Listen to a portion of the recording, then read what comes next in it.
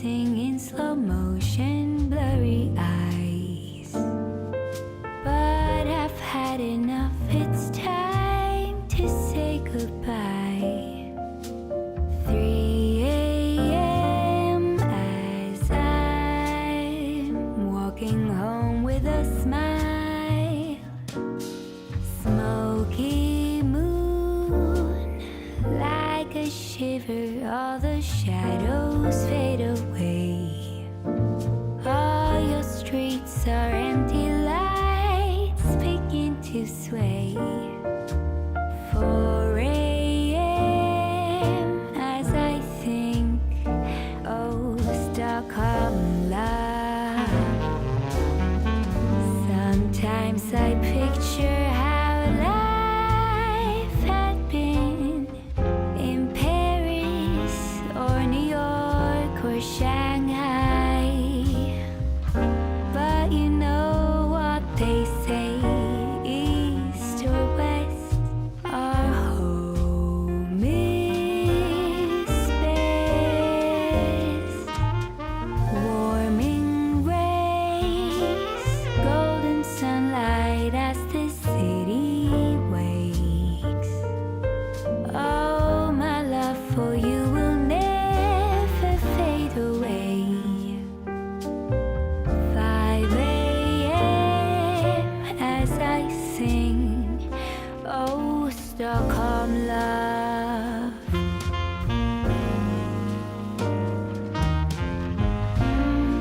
Stockholm love.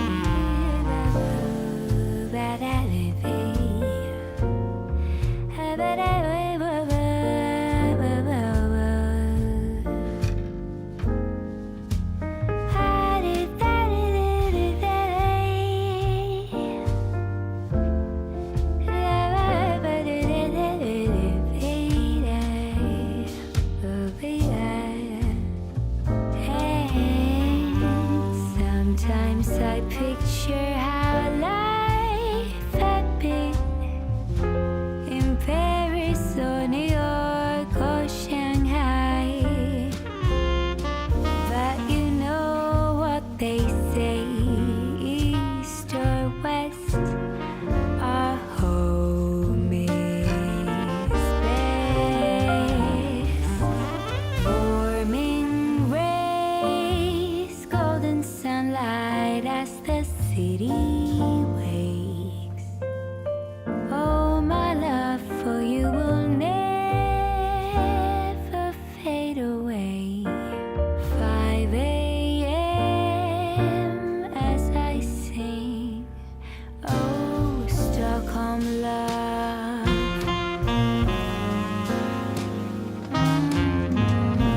Stockholm love.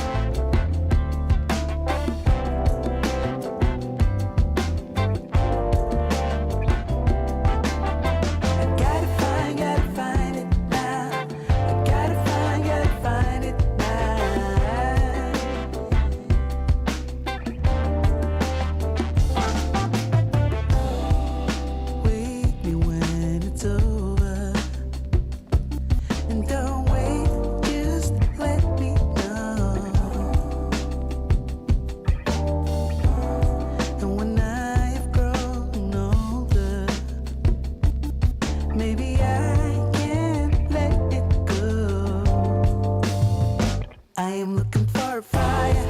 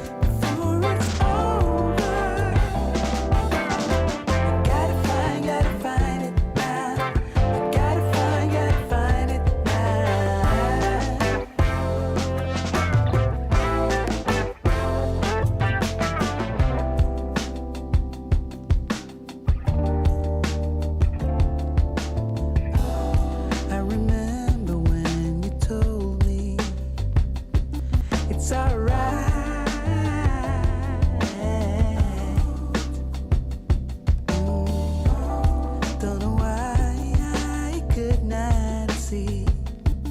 We have to stay together now. Ooh, save me some time.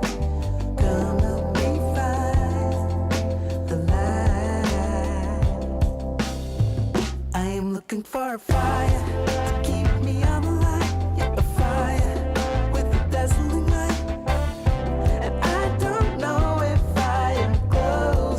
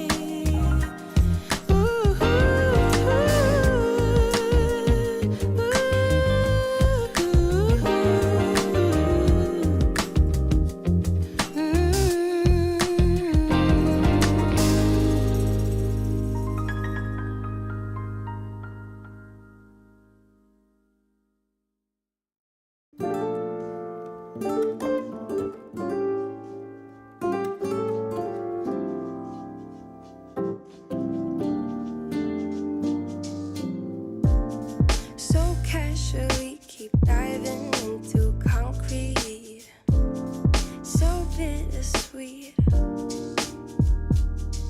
Huh?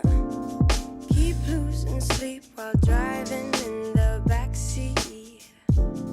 What's left of me? Drowning in what feels just like an ocean. Negativity is getting closer. Hard to keep the heat when it gets colder. You know, sometimes everything just gets hard. Sometimes everything just gets harder. Feeling like I'm missing some parts. Days just keep on getting much darker. Even when I'm down in the low, I remember what you were saying. Sometimes all you need is a spark. And maybe just a better kind of bitter. Lose gravity, I'm swimming in the quicksand. Up to my knees. Keep losing sleep, I'm manic, dream at midnight. So hard to please. Drowning in what feels just like an ocean. Negativity is getting closer. Hard to keep the heat when it gets colder. You know, sometimes everything just gets hard. Sometimes everything just gets harder. Feeling like I'm missing some parts. Days just keep on getting much darker. Even when I'm down in the low, I remember what you were saying. Sometimes all you need is a spark. And maybe just a better kind of bitter. Bitter, bitter, bitter, bitter, bitter, bitter,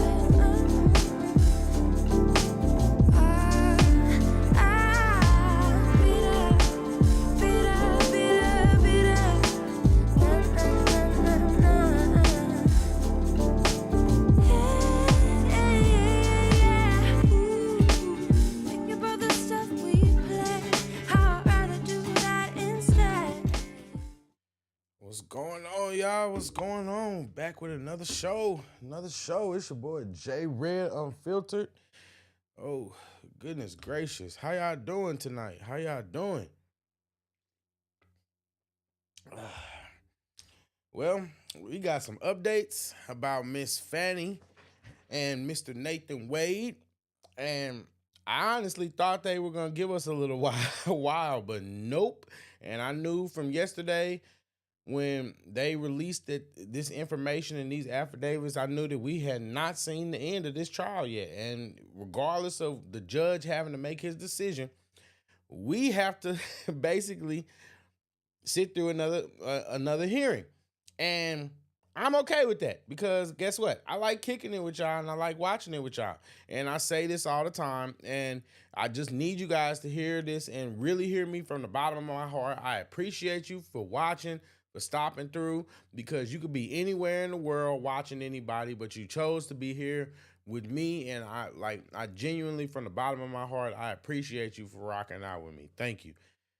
So with that being said, I don't want to belabor the point too much because, like I said, we got to get into this hearing because, oh boy, I've been hearing some things, but I'm going to react to it raw with you guys because I like I said, I like kicking it with you. So what we're gonna do is we're gonna pull this up. You're looking pretty good in there, yeah? It's your... Oh, goodness gracious. Struggle stream. Oh. Sorry about that, guys.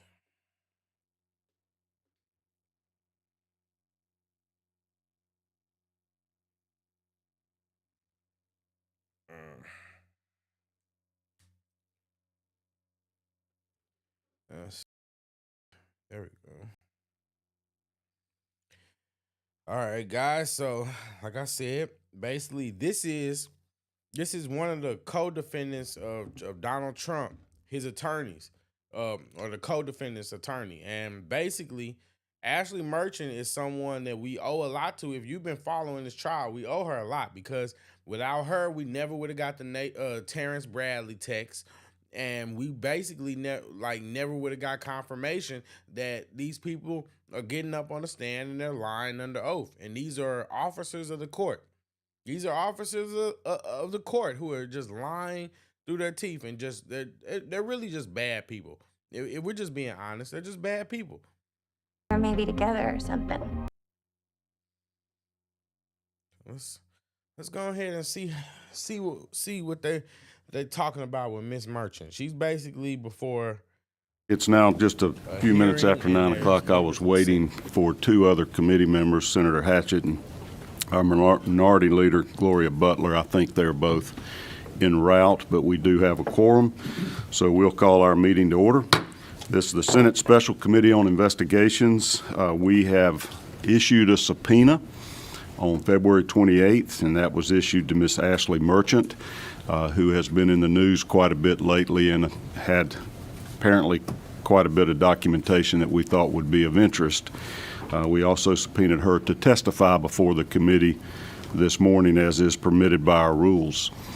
Ms. Merchant responded to the subpoena, and as required by Monday at noon.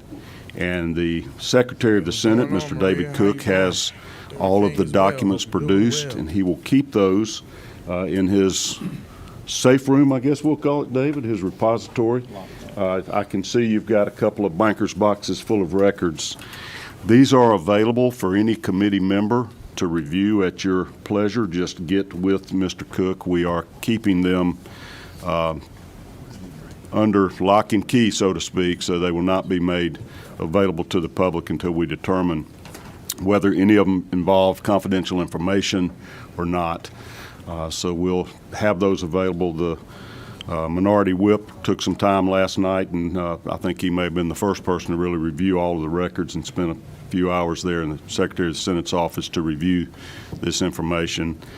I'm going to make a determination after we have heard this testimony and heard from Ms. Merchant as to whether or not some or all of those documents will remain confidential. I remind the committee members, in our rules, you are bound to confidentiality unless things are publicly disclosed. So for now, we will be reviewing some of the documents during this testimony, but I will ask you, Ms. Merchant, to let us know if anything, in your opinion, is confidential. Hey, Maria, what did you think of it? Did you actually? I know you said you watched it. I avoided watching it so I could react to it live. But what did you think of it? Did you think it was good?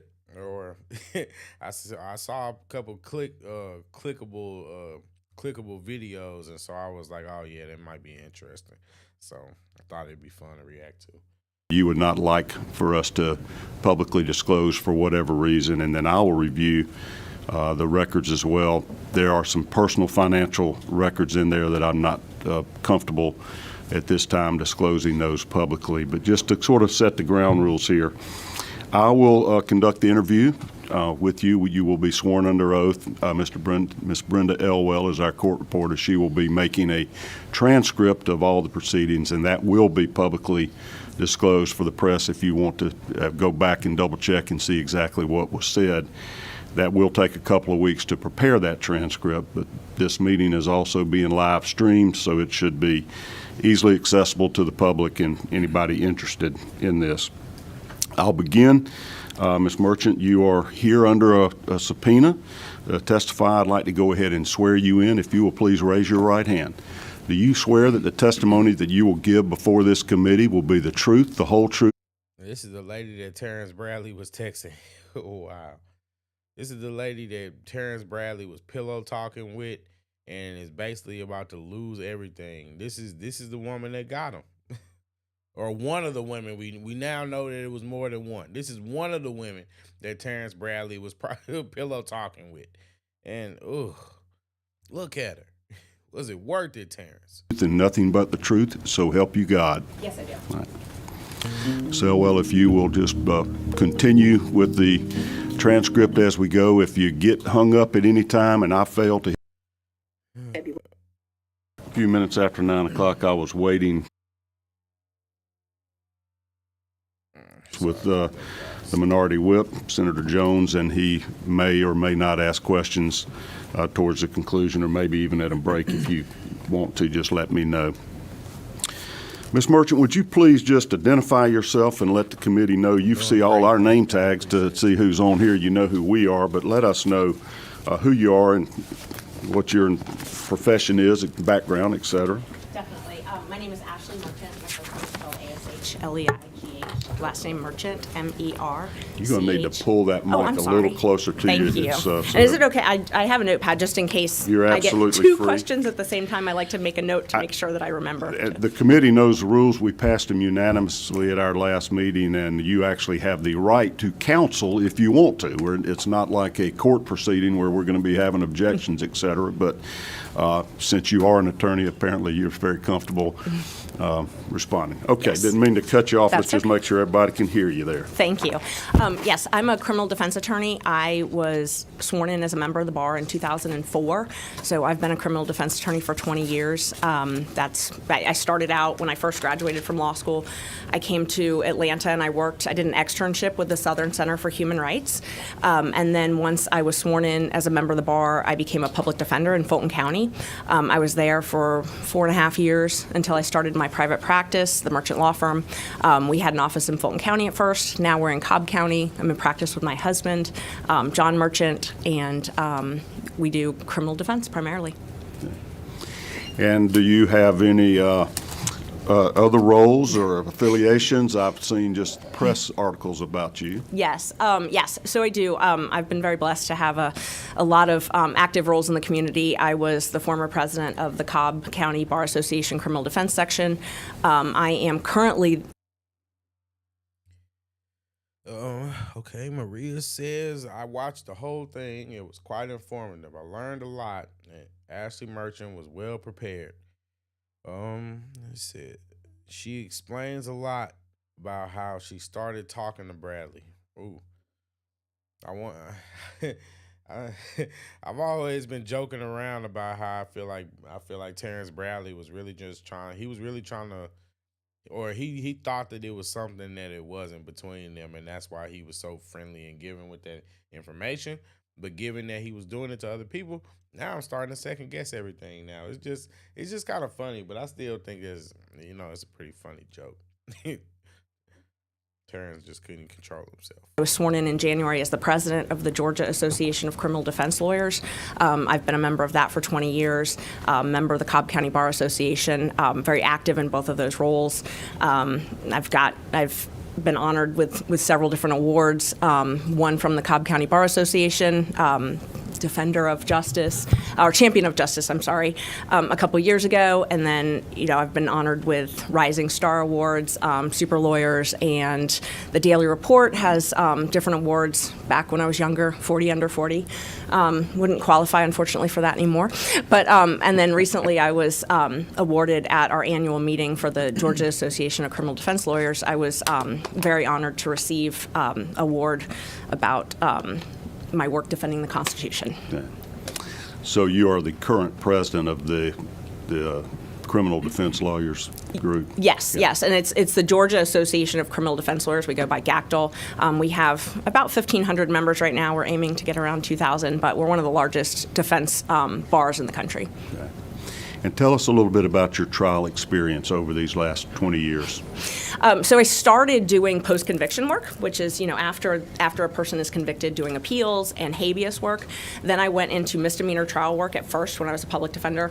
I moved into the complex felony division, which is where the majority of my practice has lied. I do about half of my practice is appeals, appellate work in the Georgia Supreme Court and the Georgia Court of Appeals. The other half is trial work. I specialize in complex felonies, so anything that's mostly in Superior Court. Every once in a while, I'll have a client who has a state court case, and so I will end up helping them on that, but primarily complex felonies. All right. And during the course of your practice here in the Atlanta area, tell us a little bit about your involvement, and I'm just going to refer to these as the election interference cases. I think there's 16 or 17 defendants. You are involved in those cases, I know from seeing the news. Yes. Who do you represent? I represent a gentleman named Michael Roman. I was hired late August, early September, around, I think it was late August, to represent him. He lives in out of state, does not live in Georgia. Yeah. But so I've been his defense attorney since the time of indictment. All right, so late August or September of 2023? Yes, I began working on his case in late August of 23. I think I looked this morning, I filed my official entry on September 1st of 23, and then I negotiated bond for him, walked through the turn-in process, and began negotiations with the prosecutors. What exactly is he charged with? What's the offense he's been charged with? He's charged with conspiring to violate the Racketeering Act, so RICO.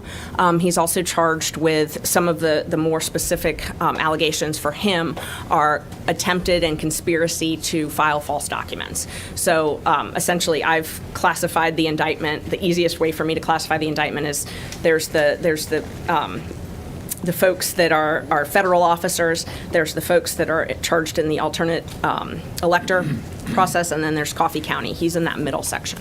So that's the alternate elector process? Yes. And those are the documents that are deemed to be false. They're Yes, okay.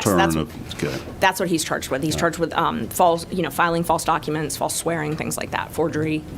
And to be clear, you do not represent any of these alternate electors. No, I only represent Michael Roman. And you don't represent Donald Trump. No, I do not represent Donald Trump. Your involvement in the case is just for Michael Roman. Yes, exclusively Michael Roman, and that's my duty. You have produced quite a few documents to us. Yes. Do you have any concerns as to whether any of those documents are protected by attorney-client privilege? I don't have any concerns about that. I do have some privacy concerns because you mentioned earlier that there was some financial documents that are not redacted, and so those would need to be redacted. That would be the only thing, but they're not. Phone numbers, I believe I redacted all the phone numbers, but there are some financial documents that are probably sensitive. Okay. As far as Mr. Roman is concerned, is he giving you permission to speak freely about his case and about the evidence or documents you've accumulated in the course of his defense? Yes, we went over the subpoena that I received and the classification of documents that I was asked to give. All of those were things that I obtained through discovery, not discovery from the state, but through my own. So we have a protective order in the case. So anything that I've obtained through the state could potentially be subject to that protective order. But these were all documents that I obtained through my investigation. Okay.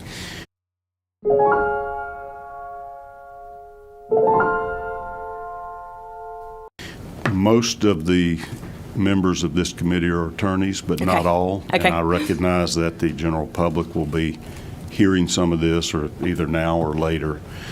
Tell me a little bit about when you're talking about state's discovery. What do you mean by that? I know, but everybody else may not. Yeah, definitely. Yeah. So we have a statute in Georgia that allows us to do what's called opt-in. So if we opt into the discovery statute, that means we're engaging in reciprocal discovery, which means that the state has to give us a copy of all of the material that they plan on using at trial.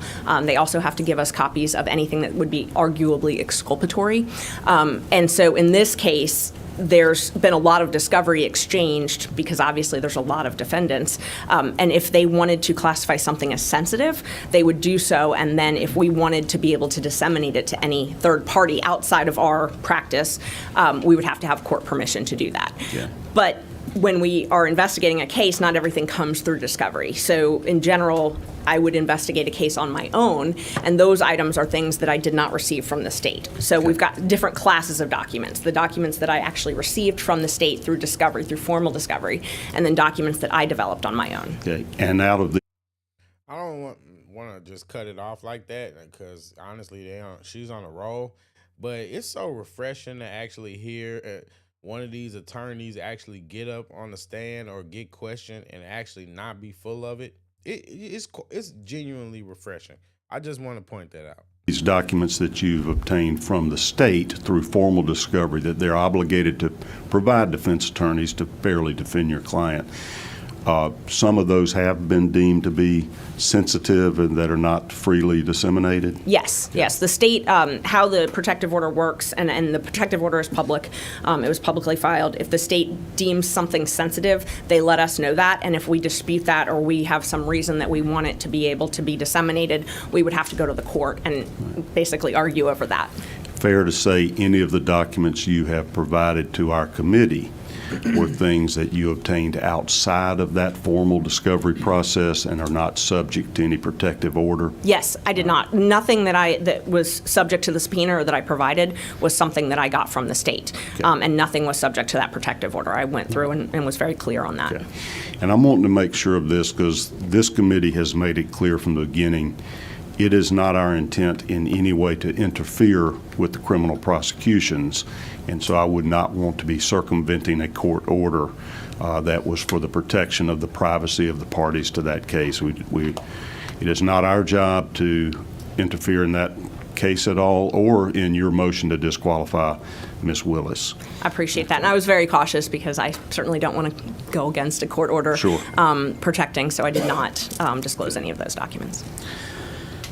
So tell me a little bit about the special grand jury process. It sounds like that occurred before you were ever even hired in this case. It did. It occurred, and my client, Mr. Roman, was not involved in that at all. So he was never someone that was issued a target letter or a subpoena or contacted. So he was never involved in that either. So he didn't have counsel, obviously, since he was never involved in the special purpose grand jury. But in my role defending him now, I've obviously reviewed all of the things that happened with the special purpose grand jury that I have access to. So it's my understanding Ms. Willis obtained an order from, at the time it was Chief Judge, I believe it was Judge Brasher, who was the Chief Judge at the time, obtained an order to impanel a special purpose grand jury, and I followed that in the news before I was involved in the case because it's very unique. It's not something that happens very often. Normally when we see a special purpose grand jury, it's some type of investigation into a jail or something like that. So it was kind of unique to see that. But from reading everything, my understanding is a lot of the witnesses weren't willing to necessarily talk without a grand jury, and so that's one of the reasons that they had to impanel a special purpose grand jury. But it was very unique.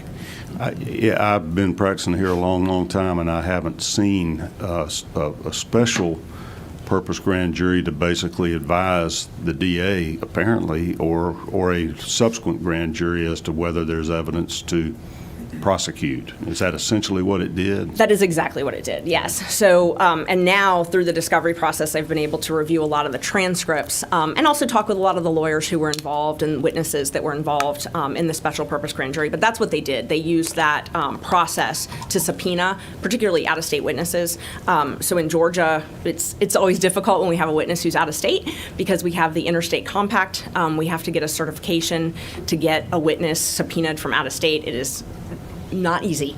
It is one of the more difficult aspects of our job. So they used the grand jury process, the special purpose grand jury process, to bring in testimony and bring in witnesses from out of state.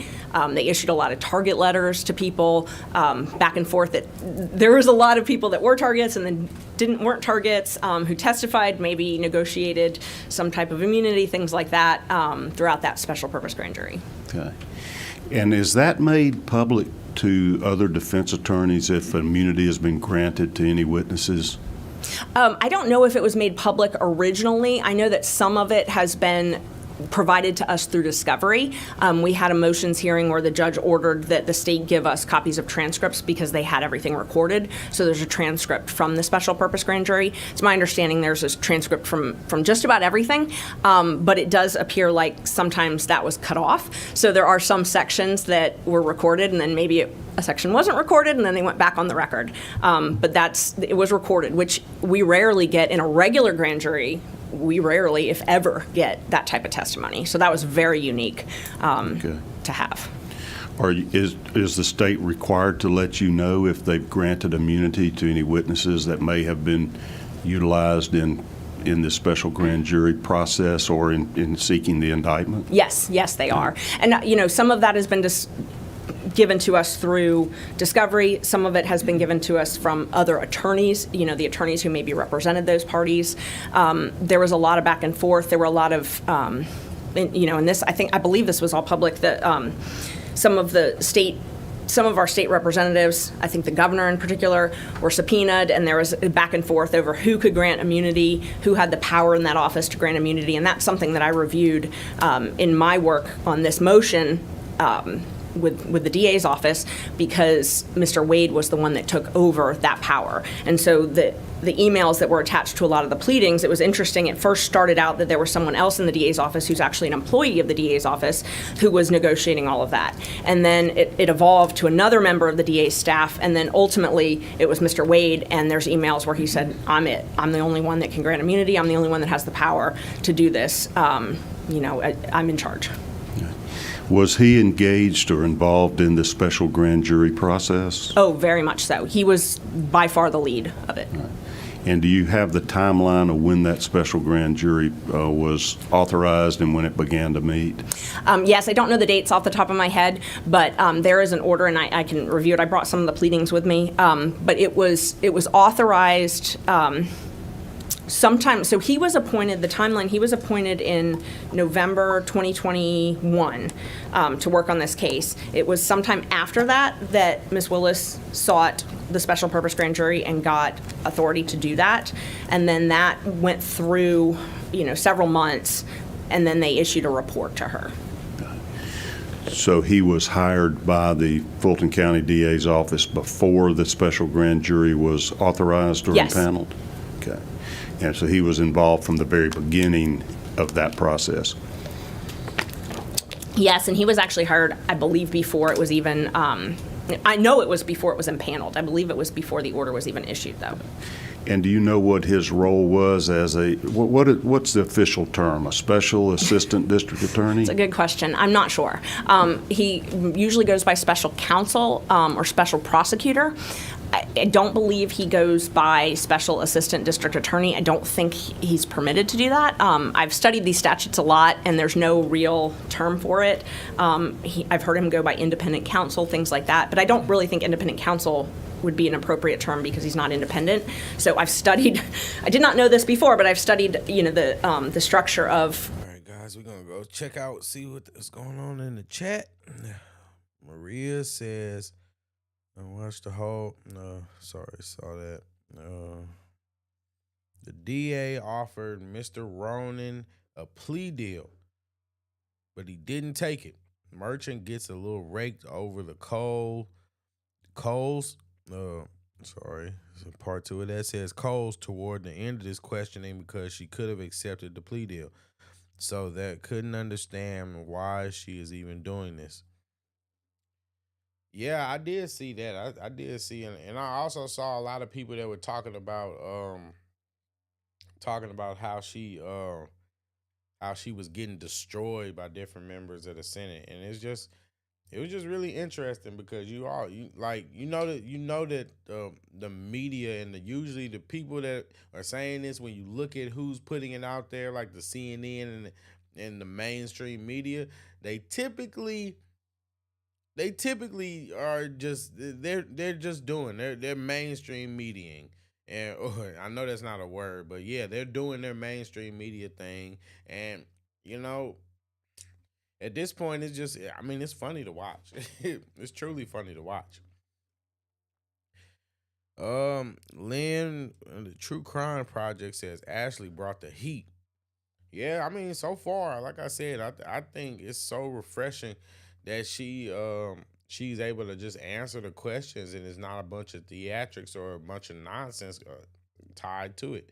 So yeah, let me know what you guys think too, because I'm enjoying it so far.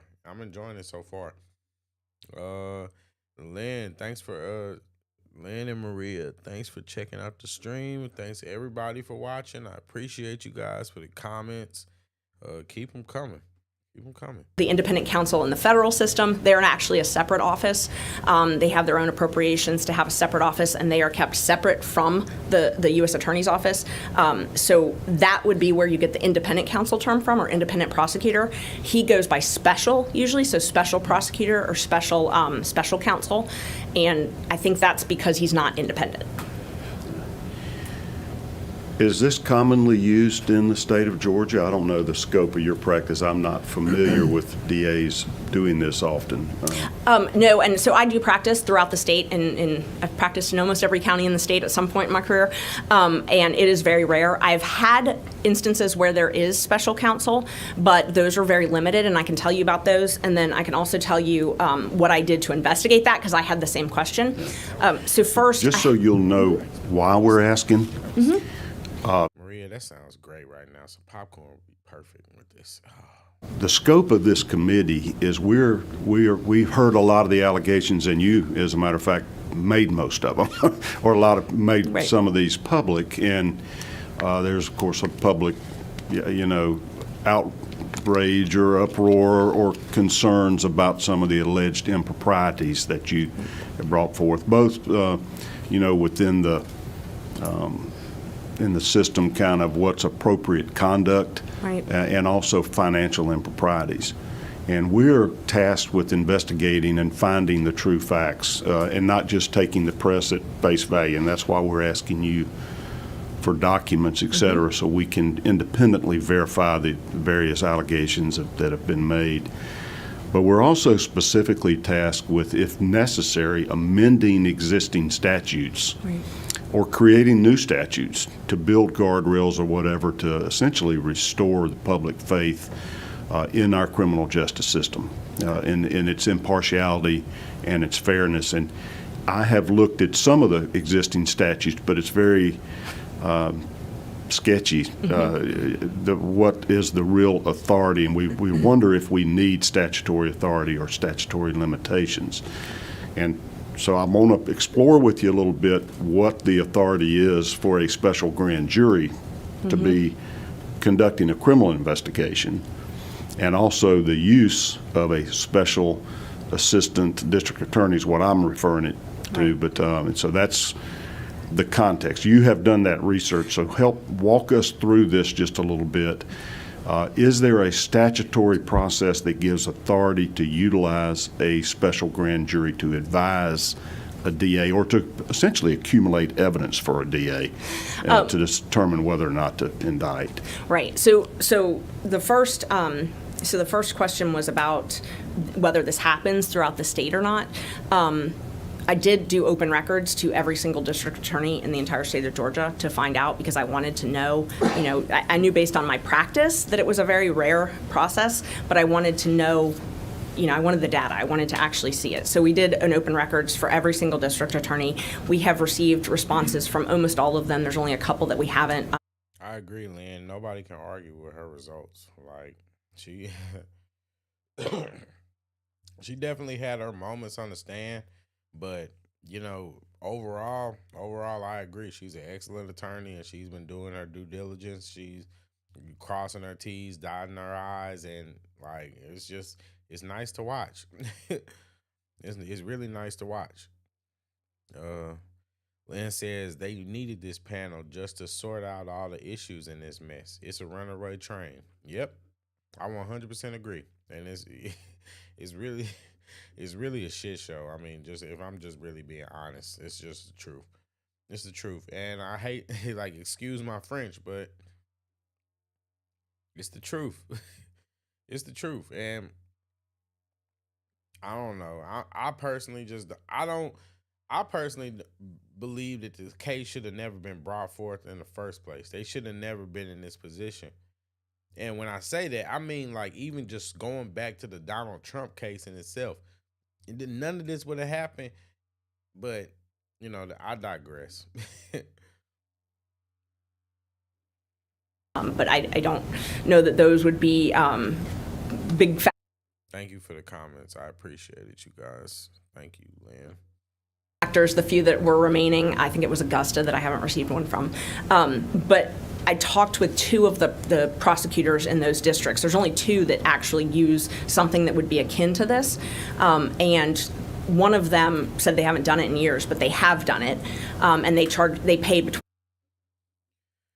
Maria says, I understand more now that I watched this today. She fills in the missing pieces. And I think that's what we needed. We needed to have those missing pieces filled in, because, it's a lot going on, and it's hard to keep up with. But yeah, I agree. I agree with you both. We needed this. We needed this panel to happen because at the end of the day, what's going on?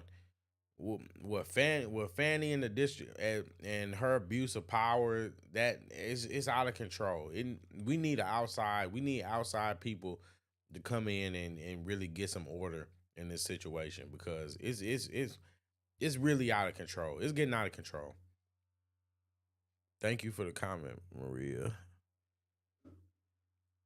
$40 and $40 an hour, which tends to be about the going rate for appointed counsel. It's between $40 and $60 an hour, I know, for appointed counsel in most counties. And then the other county that did use them, they use a part-time solicitor.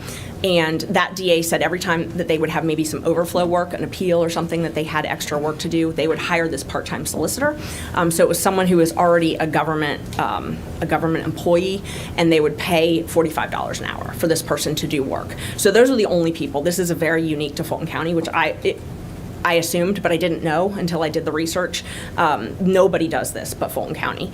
And the AG's office does it, and so we got a lot of arguments from the state about, well, the Attorney General's office does it, but that's a whole different statute. It's not even the same section. So the Attorney General is authorized because they represent all of the state agencies. They are authorized to hire outside counsel, and they have to because there's a lot of conflict issues, and so it makes sense. So you've got different needs for hiring outside counsel. You've got conflicts if there's a conflict, and if there's a conflict, you'd have to hire someone who's outside of the office. You couldn't hire someone like in this case, like Mr. Wade, to be special counsel because they're in the office. So you can't, when you have a legal conflict, you have to have, the offices have to be separate.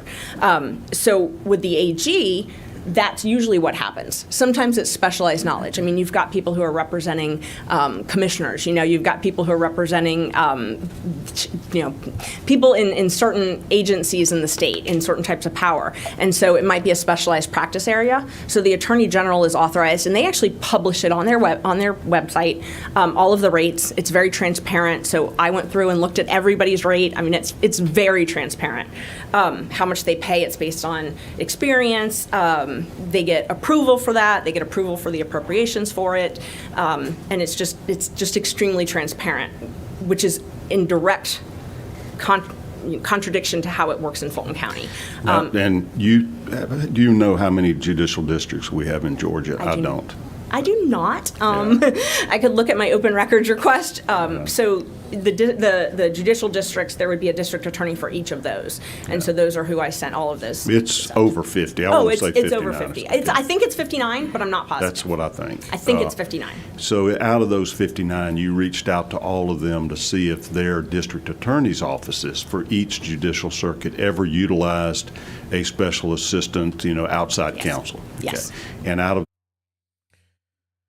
Maria says, now I know what the tank contract is that Bradley got from the DA. Those, only 3 of them have ever done it? Only 2. Only 2. Only 2 had ever done Fulton it. County is one of them. Only 2. Yes. I'm sorry. It's 3 counting Fulton County. Okay. I did not send an open records to Fulton County on that because I already knew that they did it. Is there a statute that authorizes that? Sound immature, but any contract that involves Bradley is tainted by default. Just so you know. That guy is a snake. You might as well do a deal with the devil. There is a statute, and I cite it, if I may, I cite it in my brief. Feel free. Okay, thank you. I don't want to misquote it. Let's see. So it's 15-80-20. And how I came to learn that is I actually contacted the prosecuting attorney's counsel early on in this case, and because I was trying to figure out the legality of this. I did open records, and I found out how much money the special counsels in this case were being paid. And there's about 20 different people in Fulton County that are paid under this type of arrangement. It's the largest personnel budget item in the DA's office. Why wouldn't you just hire more assistant DAs and have them in-house? That's what I didn't understand, and that's what, I mean, in my opinion, obviously, I think that's what should happen. But the reason that it wouldn't happen is because if you're hired as an assistant DA, you can't take private work. So the statutes, and they're all in section 1518, 15-18, the one that gives the authority for this is 20. But all of those, if you read all of them, it makes it very clear that if you're going to hire more assistant DAs, they have to be paid the statutory rate. So you can't just pay an assistant DA anything you want. You could not pay them $300,000, something What like that. is that statutory It's, rate? I don't know it off the top of my head, but it is in the statute. I know that, like, District Attorney Willis, for example, I think it's around $200,000, and that's, $200,000,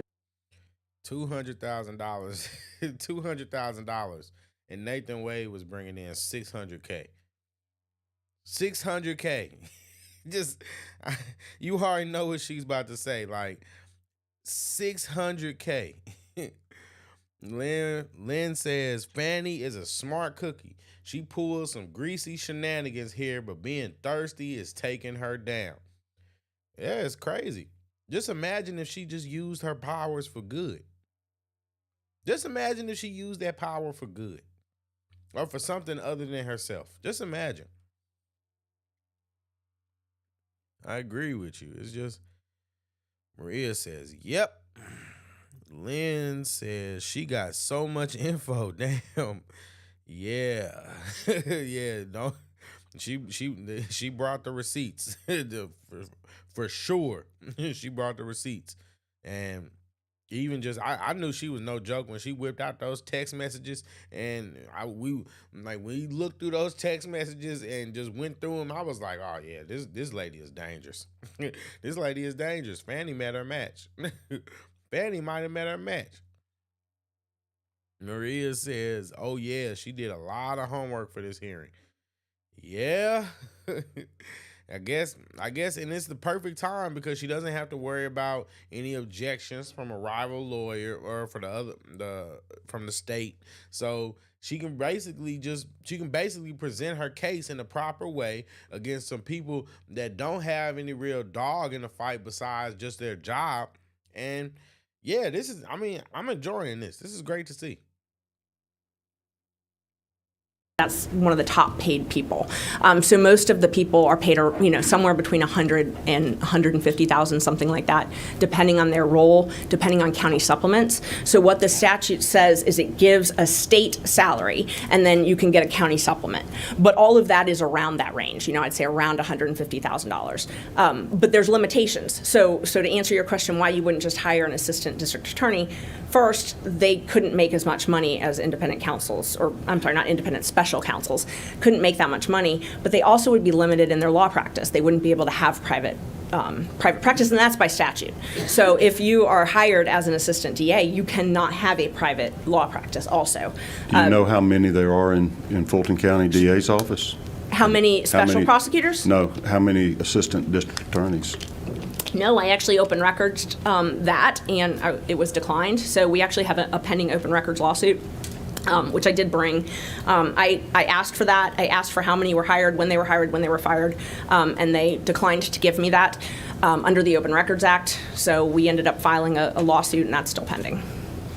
Because it just occurs to me, I think there's certainly dozens of them. Yes. Maybe 100. I think 100 would be a fair example, or a fair number based on just my knowledge of it. But there's quite a few, and if you had a certain amount of money that they spend several $1 million on these special prosecutors, that could be spent on a lot more assistant district attorneys.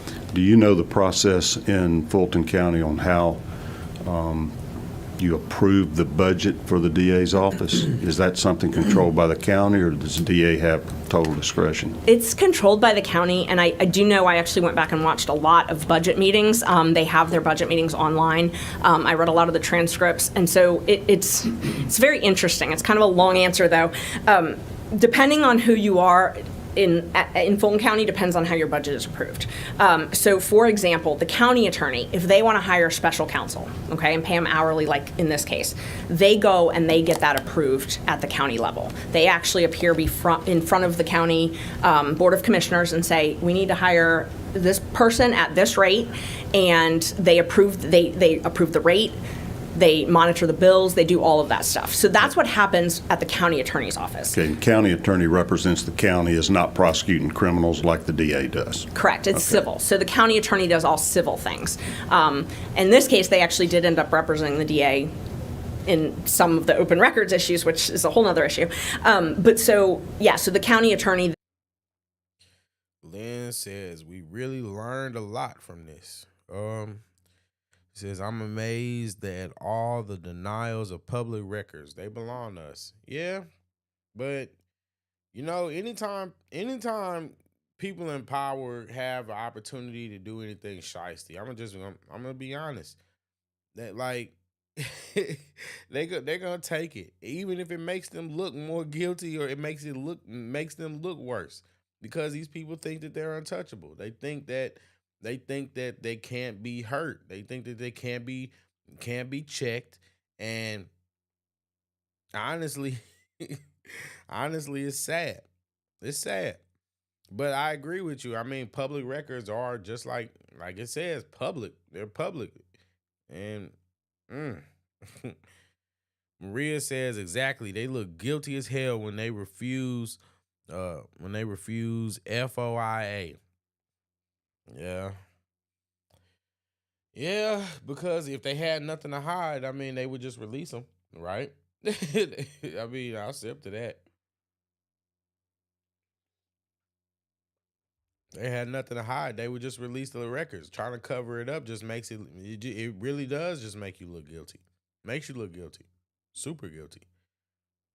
And says, yes, you are right. Thank you, Lynn and Maria, for your comments. I appreciate you guys. Let's get back to the civil body. They actually go and get county approval from the Board of Commissioners. And there's actually a resolution. So I think I attached as an example in one of my briefs a copy of a resolution just to give as an example. I'm pretty sure I did. Freedom of Information Act. Maria says the Freedom of Information Act. And for the people that don't know, let's just go ahead and look it up. Let's go ahead and look it up and actually get the actual technical term for it. Just, you know, so people to do their due diligence.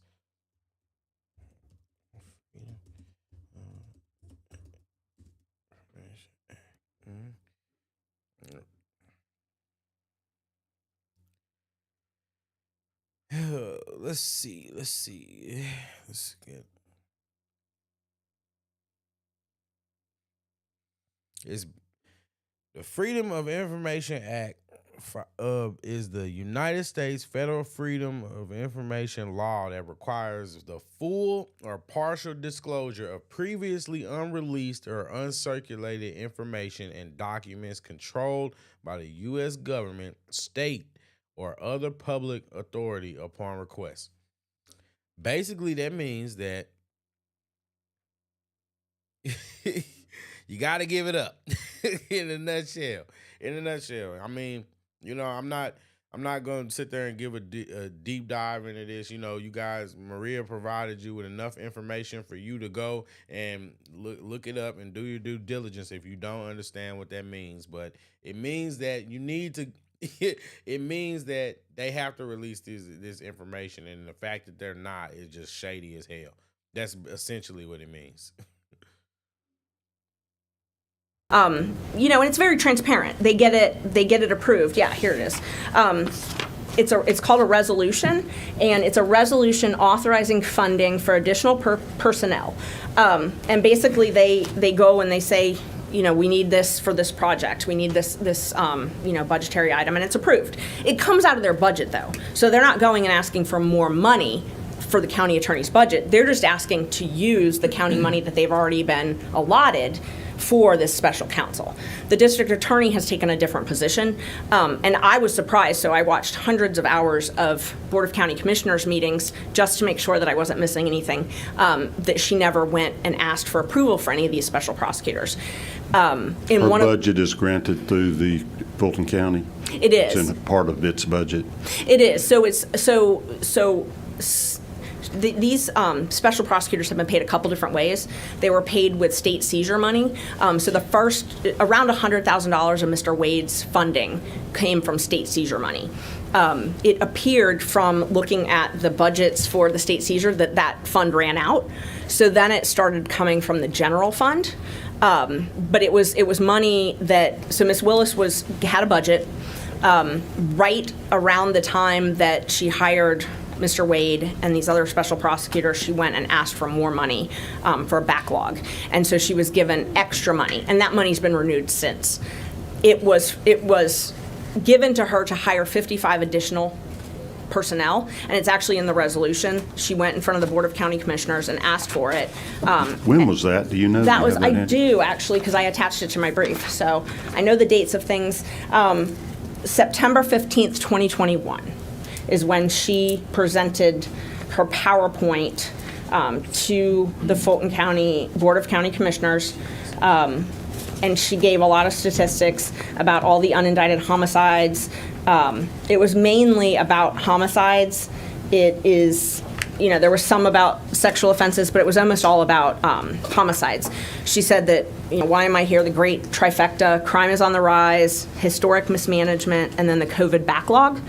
And so she asked for quite a bit of money to hire additional personnel. It was, I can tell you, that year it was $780,000. And that's in the fall of 2021, just before this special grand jury was impaneled? Yes.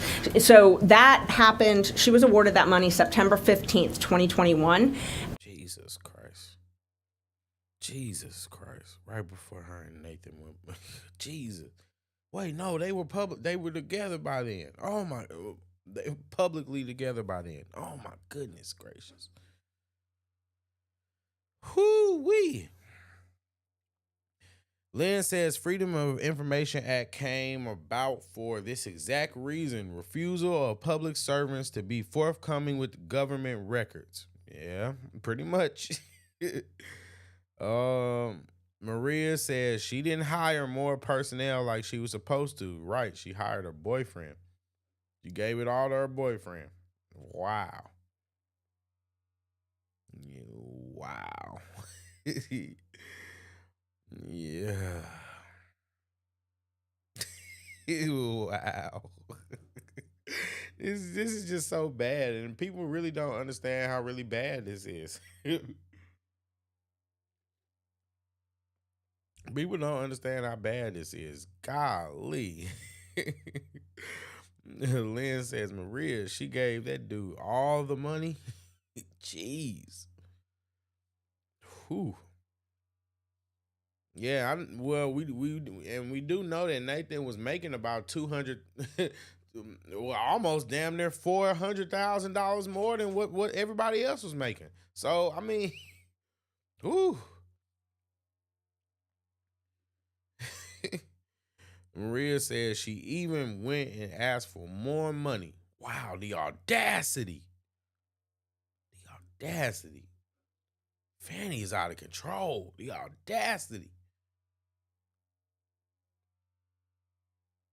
$250 an hour. Jesus Christ. $250.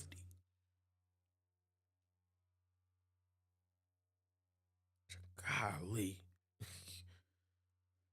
Oh my God, this is bad, guys.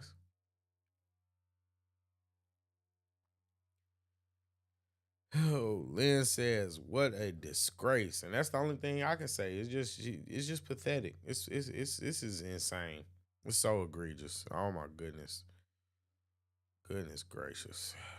And she actually did get the resolution and the process that you would normally expect. How much was that addition or increase to her budget? Not to exceed $5 million. Wow. So she was awarded for the end of 2021, which this is September 15th. She was awarded for September until December 31st, $780,000. It said, and then the next year, not to exceed up to $5 million. So hang on for 1 minute. She gave Nathan $600,000, so she got $700,000. So she kept $100,000. Wow. my vice chairman here, Chairman Dolezal, is way more high-tech oriented than I am. Okay. He has downloaded some of your documents that you produced to us that I had asked him to have available so we could see them here. And I think you have produced to us this PowerPoint presentation that Ms. Willis made to the County Commission in September of 21 to allegedly fund backlog of murder cases, et cetera. Yes, right? that would be Exhibit A to that motion. Yes, Okay. that's it. And is that what we have on the screen here? Let's see if we can flip this one right. Shopify's point-of-sale system helps you sell at every stage of your business. $250. Need a fast and secure way to take. It is. Okay. So this is part of her PowerPoint presentation for additional funding over and above her previously appropriated budget from the county? Yes. Yes, it is. Okay. All right. So what were the county procedures for approval of funding for, additional outside counsel, or in this case, it sounded like she was going to hire 55 people in-house to help Right. with the backlog. Does the county have guidelines or rules or regulations as to how you get funding approved for either additional staff to work on her backlog of homicides or for special counsel to assist you? Yes. What are those proper procedures? You have to get approval by the Board of County Commissioners. And the statute that I cited originally, 1820, that statute actually is the one that it says that you can hire additional personnel like this, but it has to have county approval. Okay. So, the statute says it already. When you were asking about changing statutes, it's clear in the statute that it has to be approved by either local law or the governing authority, which would be the county in this place, and in this instance. And it's very specific that it can't be paid with state funds. Anything in that September 15th of 2021 proposal or request for funding that addressed or contemplated special counsel to pursue indictments against folks for election fraud? No, not at all. And I watched the video. It's online. Her speech, where she used the PowerPoint in the speech. There's nothing about that at all. And in fact, what was submitted was pretty specific. It was to hire 55 new employees, not contractors, employees, in November 2021 and December 2021. And I did open records based on this, asking who was hired and the dates of hire, because I wanted to be able to track that, and that was denied.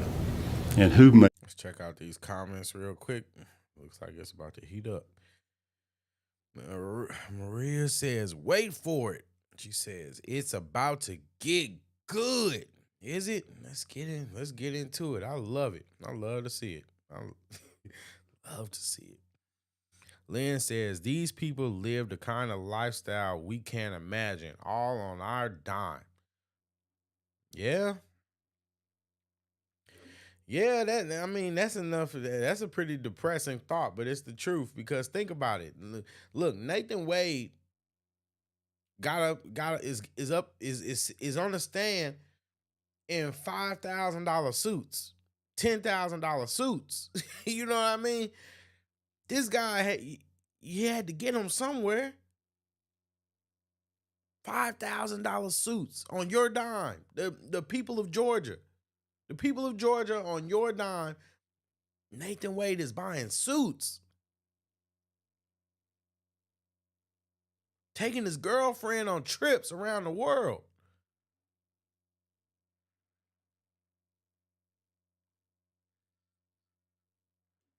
Ooh. It's just sick. Sick. All on our dime. Living the fantasy that most people can't live. And they get to do it on on the taxpayers' dime, the people's dime. It's insane. It's insane. It's the truth. This is a great comment. It's the truth. It says, yep. They're despicable. It's the truth. And then got the nerve to sit up there and lie and act like they holier than thou. And then Fani talking about she's doing God's work and God led her, talking about God led her and wants her to prosecute them, Trump and all them. This is insane. Now she's weaponizing religion for her leftist agenda. It's crazy. It's crazy. Lynn says she lied to get the money. Oi. Yes. I hope I got that right. I think that's what you were trying to say.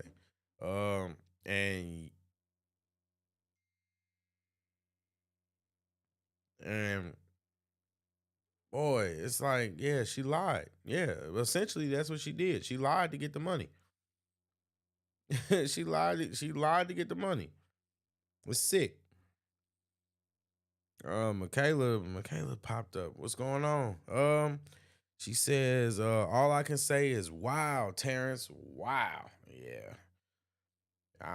Apparently it gets worse. I thought the guy had hit rock bottom, but oh, buddy. Oh man. Oh man. Yeah. We're gonna get back into it in a minute because I can't wait to see what she got, because this is the queen of receipts right here. Thanks for the comments. Oh my God. Maria says this whole thing is so shady. They played around and find out. Yeah. Yeah, that's essentially what happened. They messed around and found out. And they thought they were untouchable, but guess not. Guess not. Thank you for y'all comments. I appreciate you. Let's go ahead and get back to this video. That denial the DA's office or the county? The DA's office. And I did bring the open records lawsuit just in case you had any questions about that. So it was the county, and I can tell you when I filed it. Let me see. And we went back and forth, and I requested it several times, but it was Dexter Bond at the DA's office who sent a letter back and said, we don't have that. We don't have to give it to you. He's like the chief assistant for Fani Willis. He is, and he's also the one who went to the Board of County Commissioners whenever they needed funding. So, if they had some large printing, and they had a big rebranding campaign where they had a lot of money that was spent on this rebranding, like posters and things like that around the office, and he had to go and testify in front of the Board of County Commissioners to get that paid because they were not paying it. So he's sort of the go-between with the Board of County Commissioners. His official title is something like Chief Legal Officer or something like that. But he's an attorney. So you've gone back and reviewed all of the Fulton County Commission's minutes and records to see what requests were made and if there was a resolution granting the additional funding? Yes. Oh, yes. Was there ever a request for additional funding for a special prosecutor to pursue these election cases? No, there wasn't, and I knew that before we got the district attorney's response, but subsequently we got a response from the district attorney's office that said, we didn't do it, we don't have to do it, I'm a constitutional officer.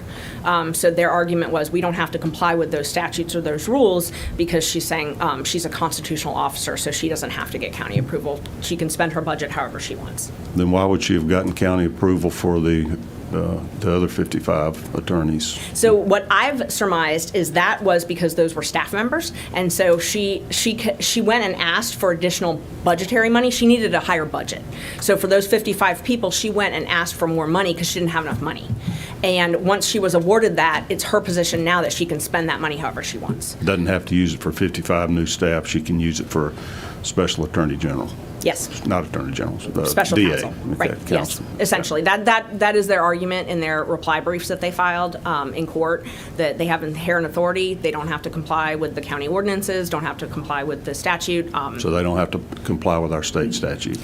That they have, once they're awarded the budget, they can use that budget however. I mean, how their motion, and I'm happy to send the motion, it's public record, but how their motion argued it was, if they get $5 million, they can pay that to one person if they want, as long as because the voters authorized her to do that. So the county, their position is the county authorizes a budget, and she can pretty much has inherent authority to do it however. Even though she specifically asked for the money to prosecute backlogged homicide cases in Atlanta? Yes. Okay.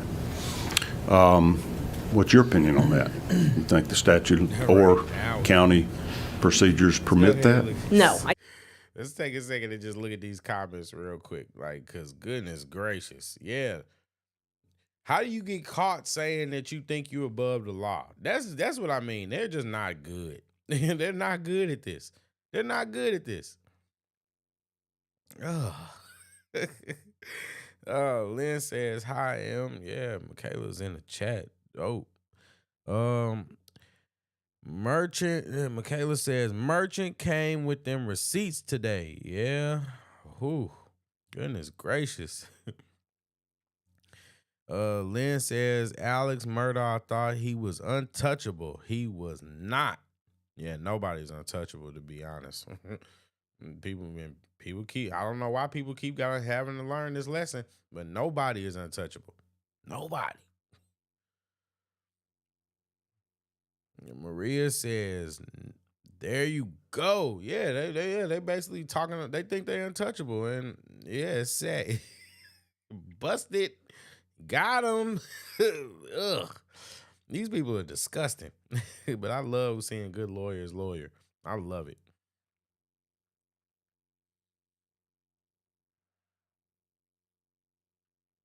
Ooh. Love to see it. Love to see it. Now we can say boom. Right. Insider. Insider. Shout out to Michaela.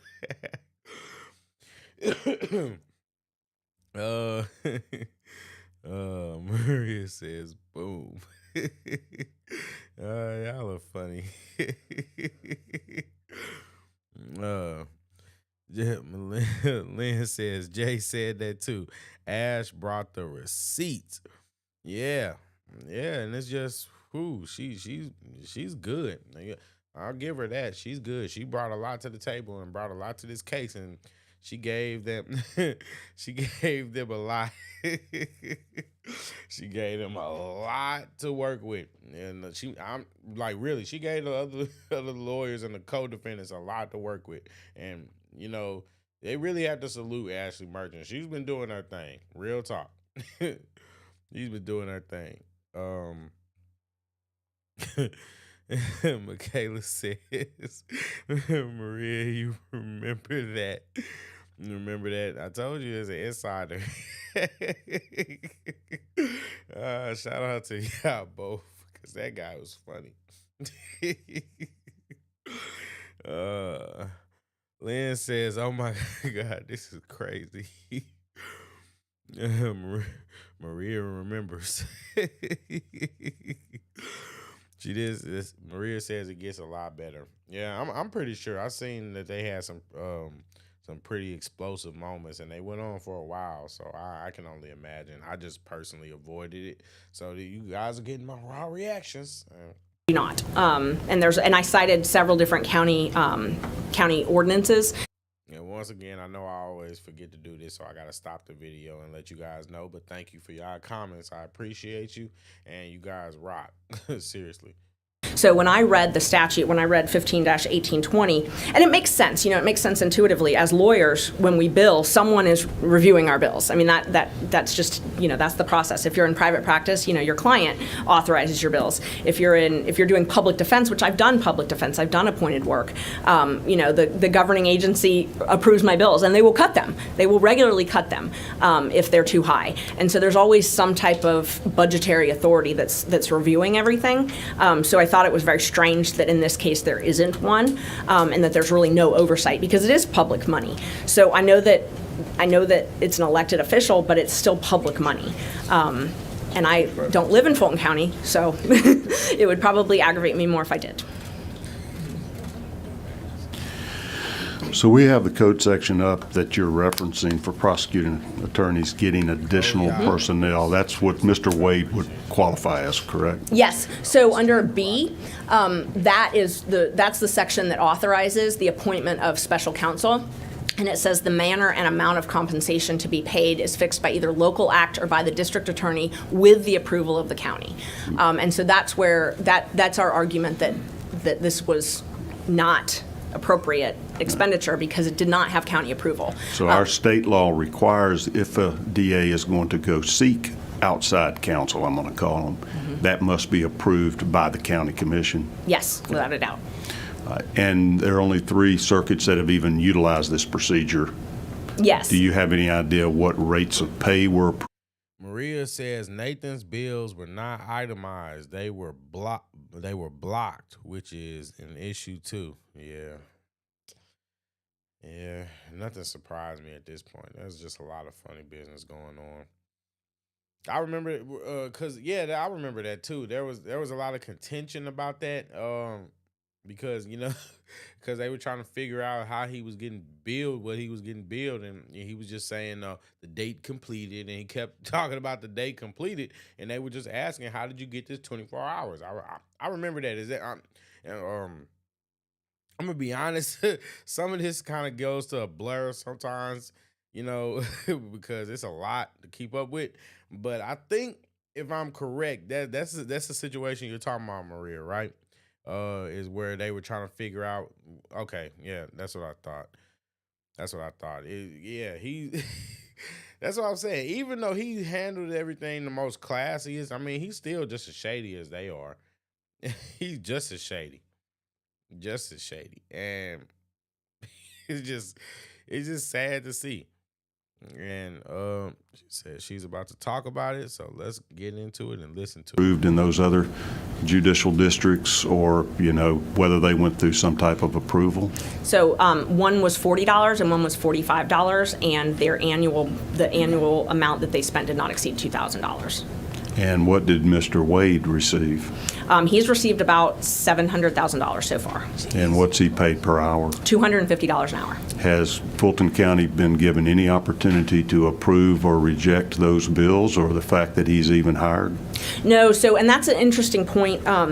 So one of the things that the district attorney argued in their motions was that they don't have to have the actual bills approved. So she is the one that approves the bills. So essentially what happens was he would submit an invoice and she would sign off on it and send it to purchasing, and then purchasing would pay for it. So their argument in their motion was that the oversight is by purchasing saying a pay, that she would be the one that reviewed the time. So Ms. Willis reviews the time, and then it gets submitted to purchasing, and purchasing then pays it. And so that's the oversight, in her opinion. In the state's opinion, the oversight is from purchasing, but purchasing just gets a bill and pays it. They don't actually look at it and see if the work's done. Does Ms. Willis do that? Is she purchasing? That's what I mean. Anybody that works for a company knows that. That's what I mean. These people think you're stupid. Fani Willis thinks people are stupid because everybody knows that with purchasing, they don't buy anything unless there's a signature on it. It's not their responsibility to sign on things. It's not an oversight. She did it. She did it. You did it, Fani. You signed out. You gave this man $700,000. $700,000. This man who's not qualified. This man who's never prosecuted a felony in his life. You got him going after the big kahuna, Donald Trump. Got him going after Donald Trump. Jesus Christ. Oh, sugar honey iced tea. We got Jesus Christ. Michaela with the super chat. $5 super chat. Thank you. Oh, hold on. I just want to say thank you to Michaela for the $5 super chat. She says, I look forward to these lives on your channel. Thanks, Jay. Keep up the good work. No, I just want to say I thank you, and I look forward to hanging out with you guys. I genuinely appreciate it, and you guys are dope. And Michaela, you're dope. Thank you for the super chat. I really appreciate it. You don't have to do it, and I like the fact that you are it just means a lot to me. Thank you. I really appreciate it. And Lynn says shenanigans, and oh man, it's overwhelming. It's overwhelming. Golly, you guys are dope. You guys are dope, and I appreciate it. Really, Really appreciate it. I'm gonna go ahead and get back into this video because that's how much I appreciate you. We're gonna get back into the content. You required to approve these bills submitted by the special counsel? So the contracts indicate that the bills are submitted to her. She doesn't sign off on all of them. A lot of them were signed off on by other people in her office, purchasing people and things like that. So there's no evidence that I was able to find that she actually scrutinized these bills or reviewed them or anything like that, but she may have. Okay. And you mentioned that attorneys that are working for state agencies or whatever, including the special assistant attorney generals, submit bills on a... Sorry, I'm gonna pause the video again. I'm glad y'all really do look forward to these lives. I really do genuinely enjoy kicking it with y'all. Seriously, y'all could be anywhere. You could be anywhere doing anything, but you kick it with me, and like we get to talk about things.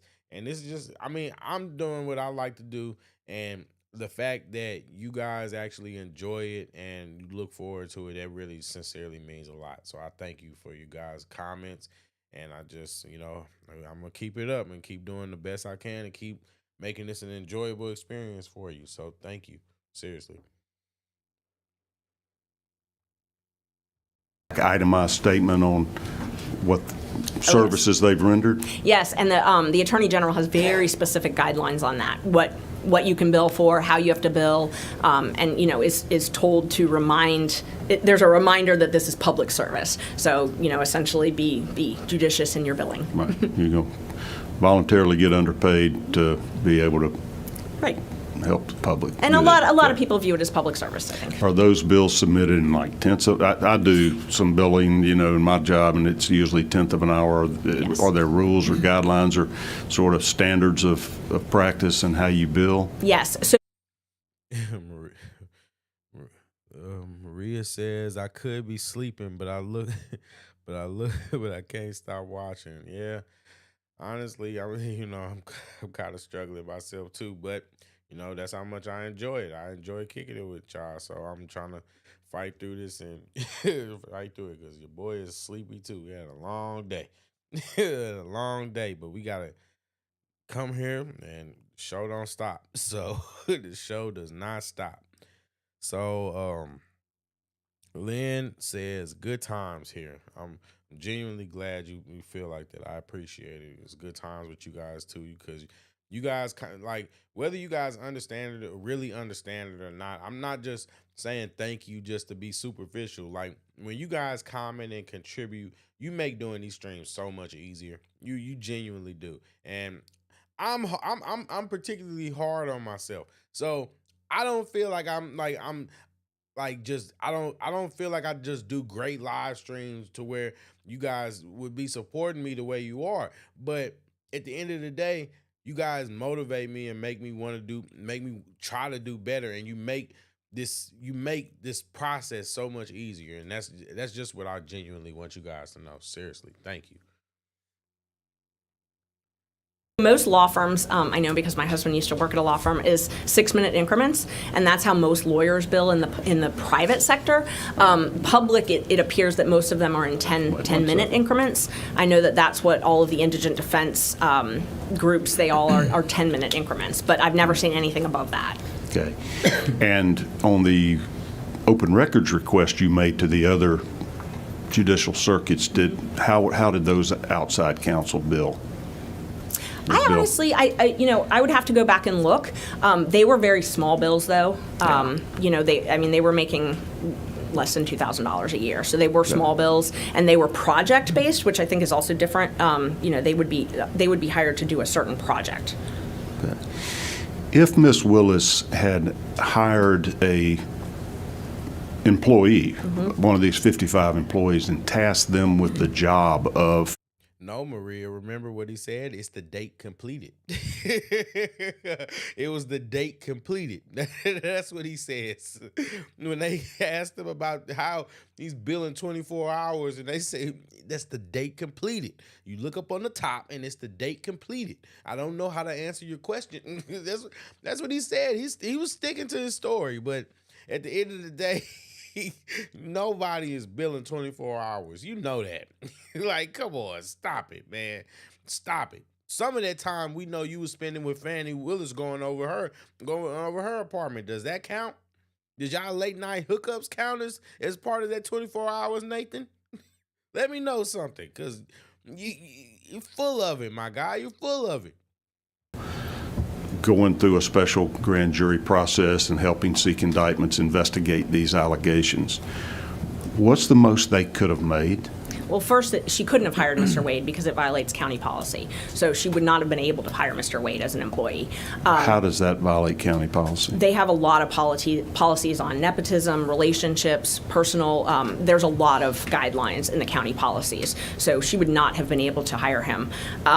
It would not have been approved. And that would be something that actually did have to get approved by the county. And because of their relationship, that wouldn't happen. So she wouldn't have been allowed to hire him because of violations of other county policies? Yes. He couldn't have been a direct employee of the district attorney's office? Exactly. He could not. Process circumvented those rules and ethical obligations? Yes, it did. Okay. Let's say it wasn't Mr. Wade. So if it wasn't Mr. Wade and someone else, I believe most of the other prosecutors on this case make around $175,000 annually. All right. What? So they don't even make they barely make close to $200,000. And Nathan Wade is making close to $700,000. $500,000 he's making more than other people in his same similar position. $500,000, guys. Golly. Jesus Christ. Michaela says nepotism. Yeah. And see, my thing is, I don't necessarily think that nepotism is inherently bad. It's just you got to perform when you get in that position. When you get in that position, you have to perform and overachieve, because at the end of the day, it's sick. It's sick because you don't got no choice. You don't got no choice. You have to overperform. You have to perform. You have to perform.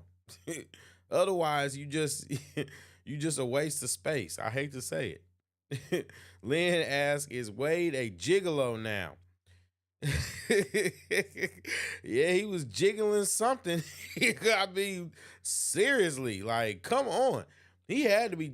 Yeah, he was laying it down. I mean, let's just be for real. Nathan Wade was laying it down, and he basically got all that money from just basically piping this woman and piping her good. Honestly, what else can you say? It had to be great.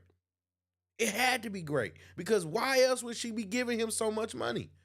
And I'm sorry if that's a little too vulgar, but I'm just telling the truth. I'm sorry. Maria says, make it make sense. Michaela says, yeah, he was getting way overpaid.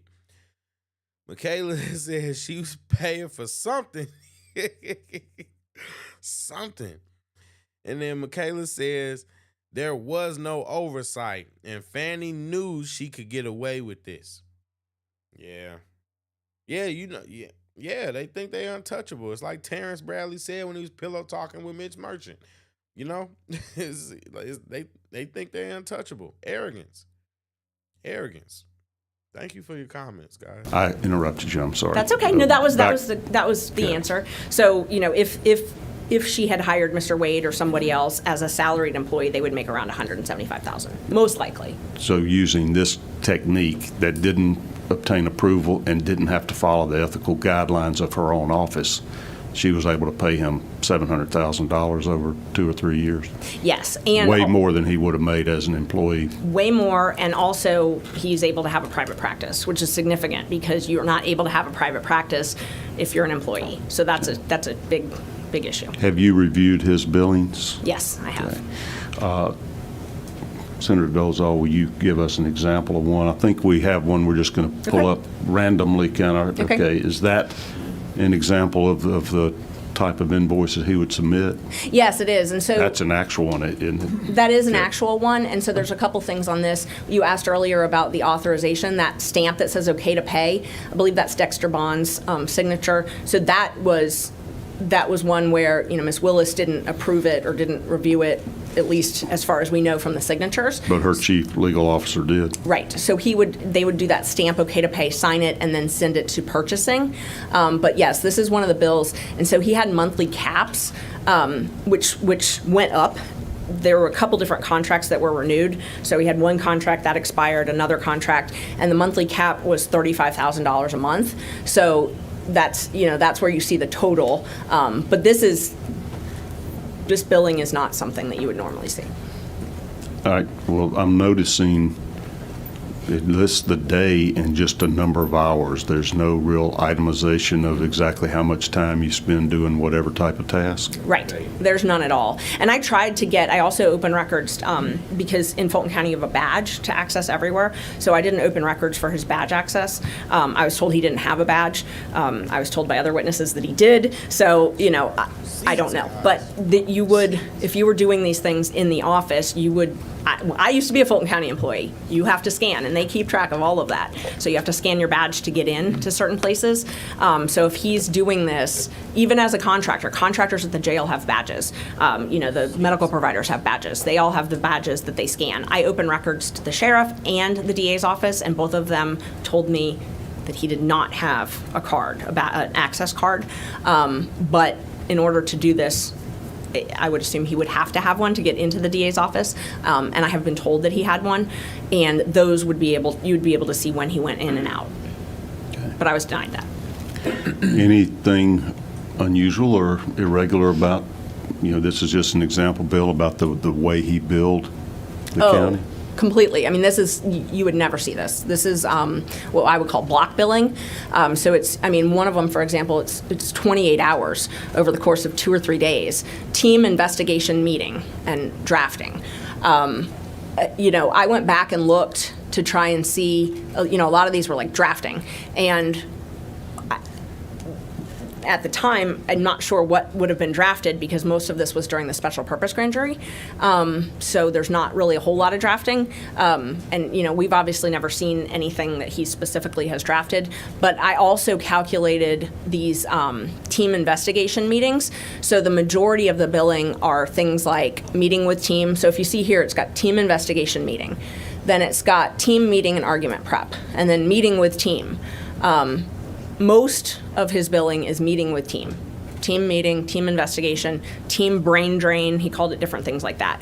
But I went through, and that's the majority of the bill.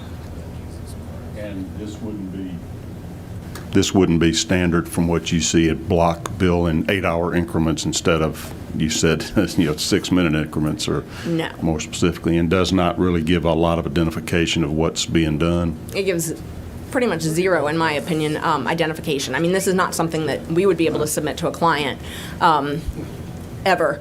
I can't imagine. They would, if I billed them $2,000 for 8 hours of meeting with a team on one day, and just research without what I'm researching. You have to be detailed in your bills because that's accountability. That's the only way as lawyers we can be accountable. Our clients aren't sitting in our office while we're researching, so I have to say what I'm doing. And somebody has to approve it. Oh, yeah. And it's ultimately Fani Willis that was approving these either personally or through her designated assistants. Yes. And there was a written contract with Mr. Wade and the Fulton County DA's office? There was, yes. All right, let's see if we can pull that up, Senator Dolezal. Am I right that there were, I think I've reviewed your documents, that there were more than one contract? Yes, there were. Right. Is this the first one? Yes, that's the first one. All right, so that says it shall commence November 1st of 2021 and go through October 31st of 22. Yes. Okay, so that contract began before there was even authorization to have a special grand jury, and later in November of 21? Yes, it did. Okay. Does it specify that that's what his role was going to be, or is there any way that's disclosed to the public what he was doing? No, up at the top, I believe it says, let's see, it just says attorney consultant. This one, so if you look under whereas, the first whereas, it says to provide legal services regarding anti-corruption matters. So, the head of the anti-corruption unit is a lady named Sonia Allen, and she was the one that was originally in the emails that I talked about earlier. negotiating immunity and things like that. So she's the head of that unit. So the DA's office has their own special anti-corruption unit already in-house? They do, and they have. Lynn says, are they on the list? You talking about him and Fanny's rendezvous calls? let's call it AKA booty calls. Is that what you talking about? If not, let me know. I could be misunderstanding what you're saying. Yeah, let me know. Director of that. Sonia Allen is the director, or chief assistant. You know, she heads that unit, and she was the one that was originally on the emails negotiating immunity and things like that. And then it switched over to, there was some issue, I believe it was with Governor Kemp, on him testifying when, all of that stuff, and Mr. Wade took over and said, I'm the only one with authority. And so Miss Allen sort of stopped working on the case, and she hasn't really worked on the case since. From your experience and your knowledge of Mr. Wade and Sonia Allen, does he have any special unique experience or expertise that would make him better at this anti-corruption work than the head of the anti-corruption department in the Fulton DA's office? No, but I mean, other than, no, he would not. But Sonia Allen also hired Mr. Wade in Cobb County before this contract at, I think it was like $550 an hour or something, to investigate deaths in the Cobb County jail. So Sonia Allen was the chief. So when Neil Warren was the sheriff in Cobb County, Sonia Allen was the chief deputy. And so she basically ran the sheriff's office. They had a couple different deaths, and there were some lawsuits over access to that. A lot of the local lawyers wanted access to what was going on with the jail deaths. And Miss Allen hired Nathan Wade to do that work, to do an investigation. And so a lot of this came out because they were ultimately sued. So I reviewed, part of what I did in this case was I reviewed all of those documents as well. Mr. Wade had to testify because one of the news organizations sued them and said that essentially Miss Allen hired Mr. Wade to try to get around open records, to say that it was an open investigation so that they didn't have to give the jail recordings to the families about how these inmates died.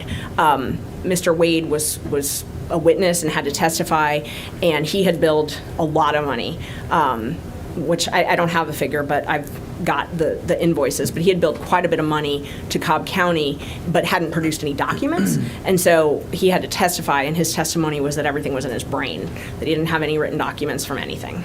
But that's where. That was some years before. That was some years. I think it was in 2020, maybe. So it was right before this. When did Miss Allen get hired by the Fulton DA's office? When Miss Willis took office. So when Miss Willis took office was the same time that Mr. Warren, who was Miss Allen's boss, was no longer the sheriff in Cobb County. So a new sheriff was elected, Craig Owens, and so he was elected in Cobb County. He took over that office. Miss Allen no longer had a job, and she was hired by Miss Willis to head the anti-corruption unit. Okay.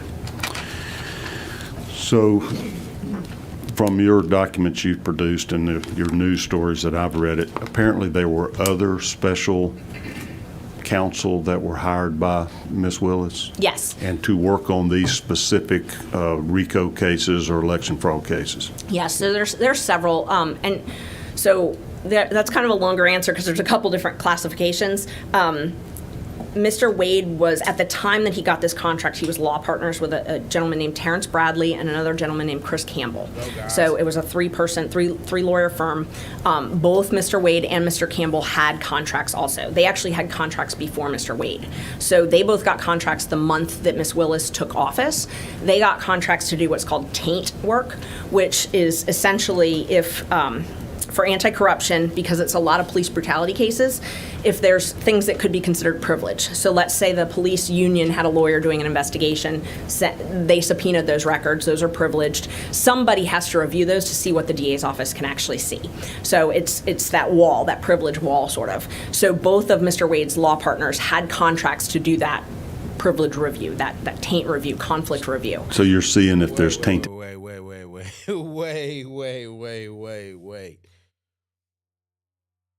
Wow, that's so. Oh my goodness gracious! So Terrence and them had contracts with Fani before she was even hired. I thought he told everybody that he didn't really know Fani like that.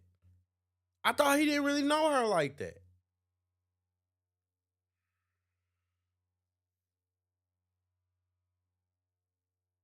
I thought he didn't know. I thought he didn't know. Oh my God, this is making my brain hurt. This is making my brain hurt trying to keep up with all the lies. But Jesus Christ. Oh.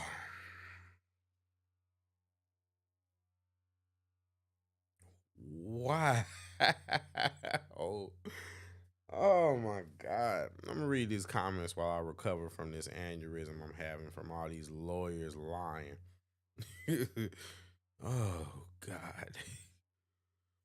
Lynn says, I'm gonna tell the IRS all my documents are in my brain. I'm not quite sure it'll work, but it's a great idea though. Maria says, Liz, I don't think it will, but let me know. Ha ha. She said, Maria says, that was news to me too. Lynn says, it just gets worse. It really does.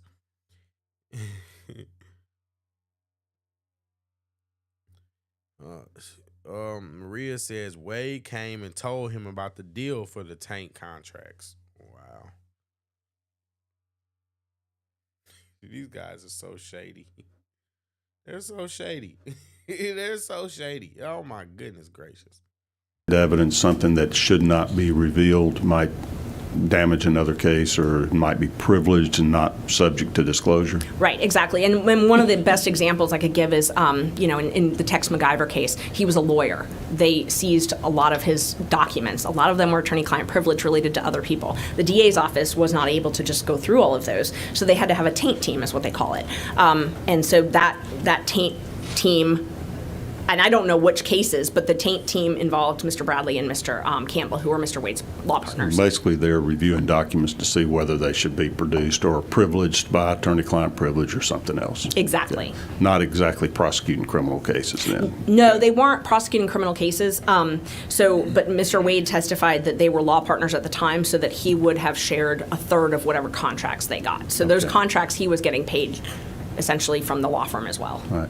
So on this case, these RICO cases that you're involved in, one of them, there are other special counsel in addition to Mr. Wade? Yes. So there's two other, on this case particularly. There's a lady named Anna Cross and a gentleman named John Floyd. And John Floyd has worked with the DA's office for many years. I actually was involved in another RICO case year before this one, which luckily my client resolved his case, so I'm no longer involved in. But that case, John Floyd had also helped craft the indictment. And, he's sort of known as a go-to person for racketeering cases, so the district attorney would regularly call on him to help in drafting indictment. Anytime we would file what's called a demur, which is a motion to quash an indictment, he would usually be the one that came and argued it. And then Anna Cross was also hired, and she really focused on the work in federal court. And both of those sort of make sense to me because Fulton County prosecutors they're not necessarily barred in federal court. It's not something that would be required for your job. When I was a public defender in Fulton County, I wasn't barred in federal court. I had no need to. I wouldn't have paid the dues, wouldn't have done that.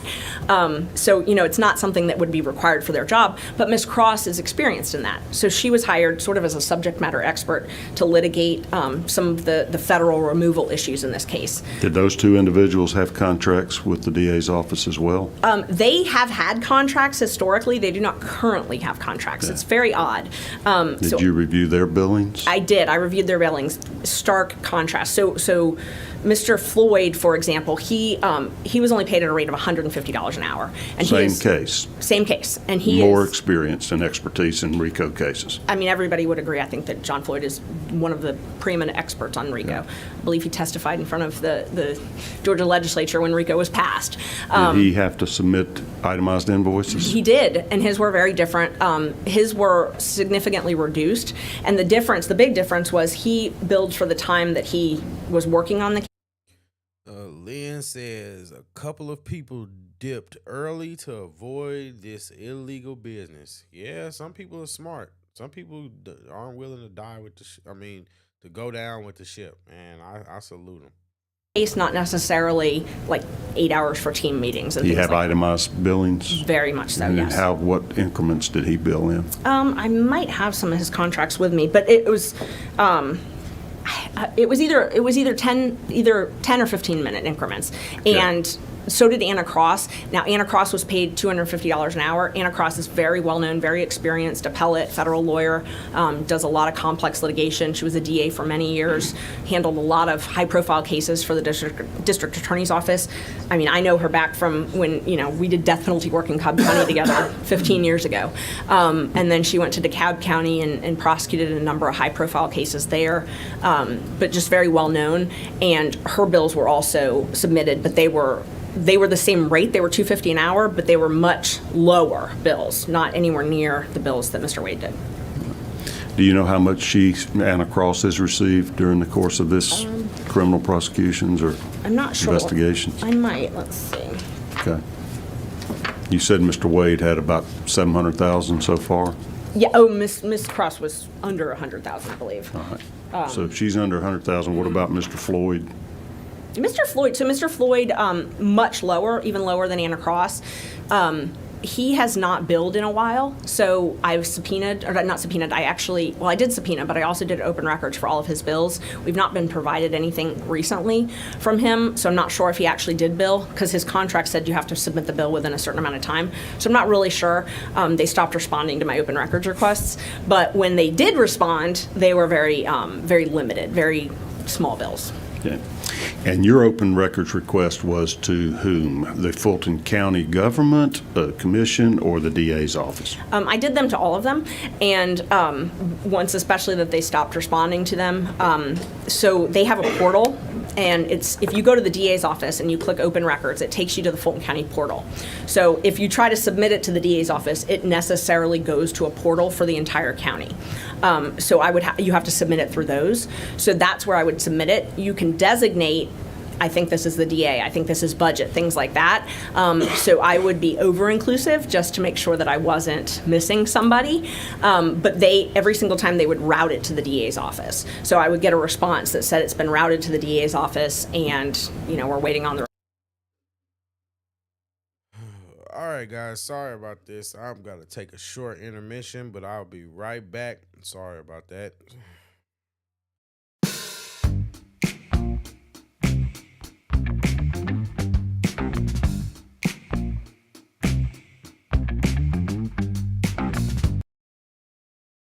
No, that I just met you, but you look, oh girl, you blow my mind. I know what I would like to do, but you just keep on talking.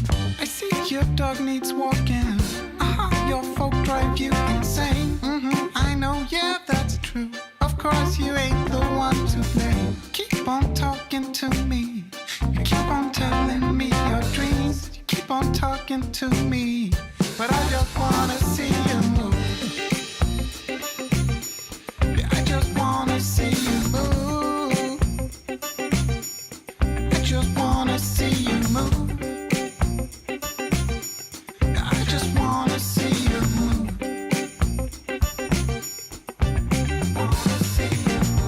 Sure, I like to listen.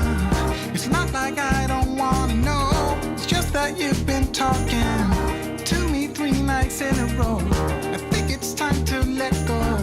Forget the past, just lose control. 'Cause life's too short for yapping. Come on and dance, come give me soul. You keep on talking to me. You keep on talking to me. You keep on talking. You keep on talking to me.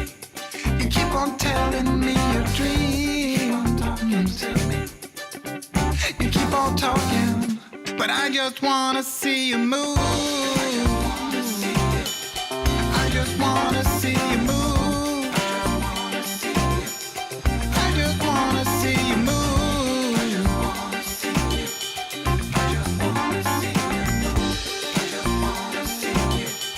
I just wanna see you move.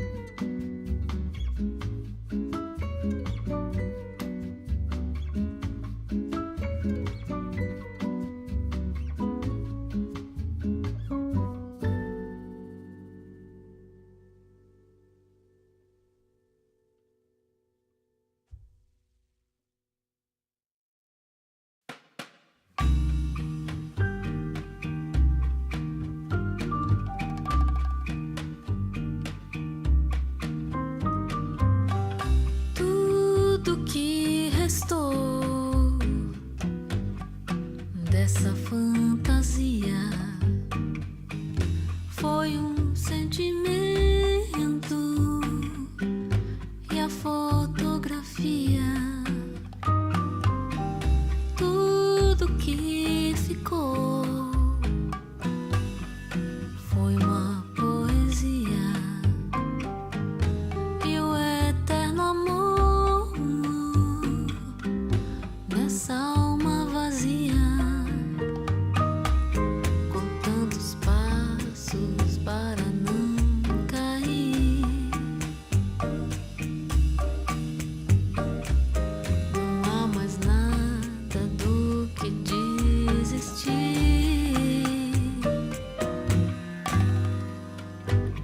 O tempo se arrastou e levou as chances. Não sobrou mais nada depois da avalanche. Tudo que restou dessa fantasia foi sentimento e a fotografia. Tudo que ficou foi uma poesia e o eterno amor nessa alma vazia, contando os passos para não cair.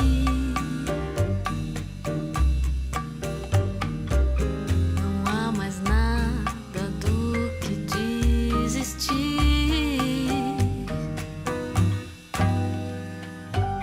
O tempo se arrastou e levou as chances. Não sobrou mais nada depois da avalanche. Não sobrou mais nada depois da avalanche. Não sobrou mais nada depois da avalanche.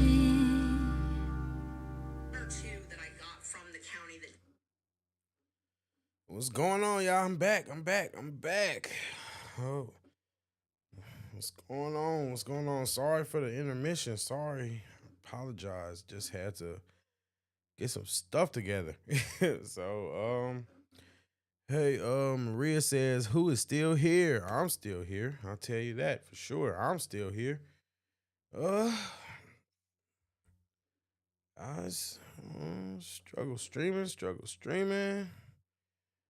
But we struggle streaming, but the show will go on. The show will go on. There we go. Oh, let's go ahead and, so what do you, what are you guys thinking so far? Let me know. And hopefully, people come back in, but the show must go on. I'm still here.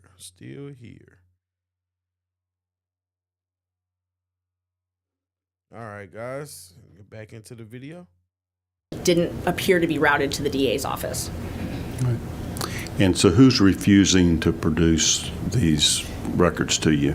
The letter came from Dexter Bonds at the DA's office. And Dexter that's Bond. why you filed a lawsuit against the DA's office to force them to comply with open records? Yes. Okay, that's still pending? It is still pending. Fulton County Superior Court? It's Fulton County Superior Court. It's assigned to Judge Krause, I believe, and the county attorney contacted us and says they're going to be responding. So the county attorney is actually defending that lawsuit. Right. And so they're telling you they're going to respond to the case or respond to the request now? You're waiting to I believe see. the case. I haven't received any documents, so. Fairly recent filing you filed there, or that lawsuit? Yeah, so we filed it in January, and then they had a little shutdown in Fulton County where nothing was able to be file stamped. Our process server couldn't serve it until it was file stamped, and the Odyssey, the e-file system in Fulton County was hacked, and so it was shut down for a while. So it took us a little bit of time to get a file stamped copy back, but it's now been served. But it was filed on January 30th. of 2024. 2024. And I have a copy, which I don't have that. I- If you would provide us with Happy that, then to. we'll give it to the Secretary of the Senate as a supplemental response to the subpoena. I'm happy to. This is a clean copy. Okay. Yes, so you all can. So what's the relevance this. to you? Why did you seek these billing records of these attorneys? I wanted to compare the different billing, the different styles of billing. Also, there had been an allegation that I was singling out Mr. Wade, and so I thought it was relevant to see the rates that the other attorneys were paid, their billing, what type of billing, if they billed for everything. Just for example, when we're in court, one of the prosecutors may be arguing, Mr. Floyd and Ms. Cross aren't there billing, but Mr. Wade is always there. So that was one thing that I noticed, and I understand now that their response is that he sort of is like a case manager almost. So I guess that would be why he's always there. But I just wanted to compare them and see. Okay. I think I want to show a couple of things. Senator Dolezal, I want to show some of the other billing records, particularly ones that showed the trips to D.C.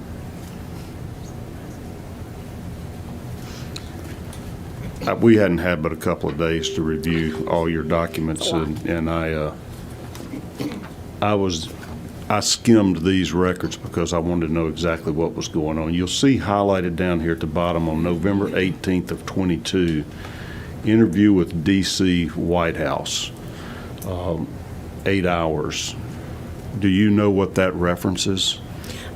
Based on another motion that was filed in our case and the arguments that were made by the DA's office, I believe that was when they met with the Department of Justice. They met with the January 6th committee. So one of the co-defendants filed a motion to try and get some documents, and the state had to respond. It was a motion to compel. I was there for it. I joined it, but I didn't litigate it. And the state said that they had to meet off campus, so because they didn't have a record of it, I guess you have to have a record if you go into the White House. And so they met with the January 6th committee off campus, and they said they had a really hard time getting that meeting, and they had to have someone who had some source or something to get them to agree to the meeting. But that's what. So the motion to compel was based on this entry, and this entry in response, they said they were meeting with the DOJ and someone with January 6th. Okay. There's also an entry, May 23rd, 22, travel to Athens conference with, what is that, White House?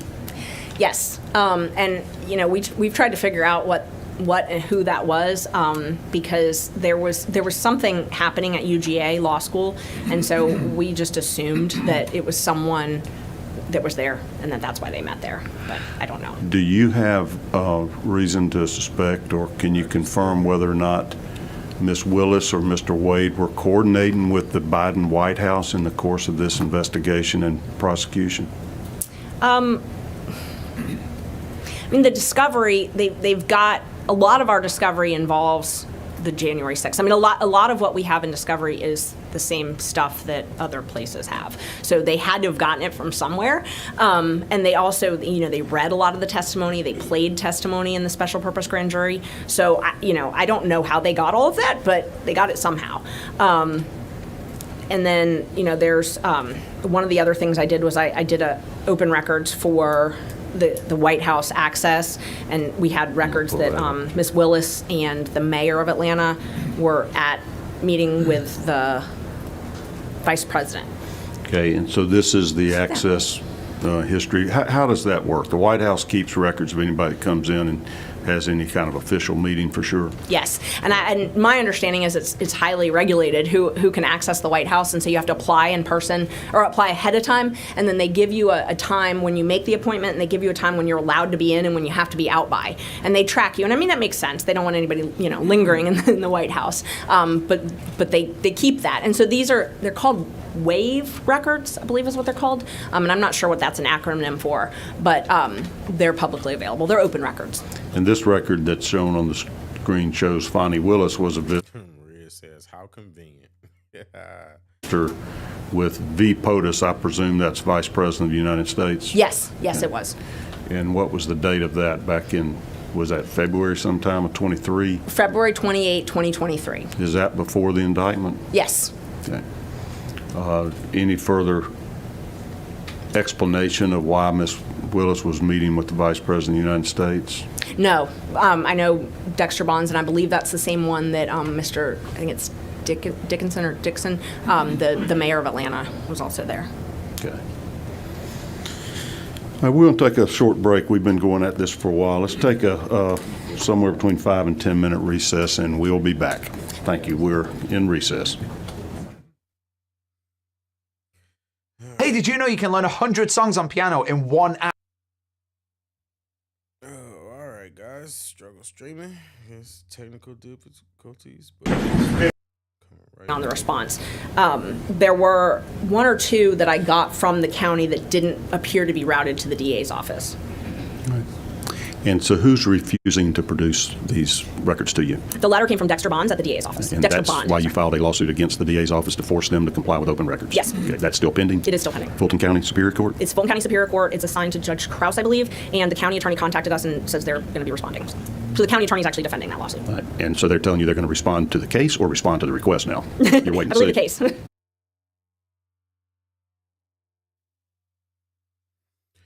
all right. So Maria, you still there? Let me know what are you thinking so far? Because honestly, I think she's doing a great job, like you guys were saying. I think she's doing a great job. You know, she's answering the questions directly. She's not, fumbling over her words. She's not just, you know what I mean? It's just complete night and day from Fani Willis. And like, you know what I mean? I wonder why that is. Why do you think that is? That it's just complete night and day. I know what I think it is, because she's not lying about anything that she's saying. She's not. They're liars. They're just lying. They're getting up on their stand and they're telling lies, and they're getting exposed in the lies. At the end of the day, Ashley Merchant, what does she got to lie about? What does she have to lie about? And it's just watching her sit on the stand. She's able to answer the question. She's not, you know what I mean? She doesn't look visibly uncomfortable.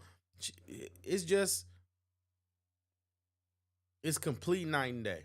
It's complete night and day. And I think that she's informed. She's good at saying what she doesn't know off of the top of her head. You know what I mean? She's pretty good. I'm not gonna lie. She's pretty good. She's pretty good.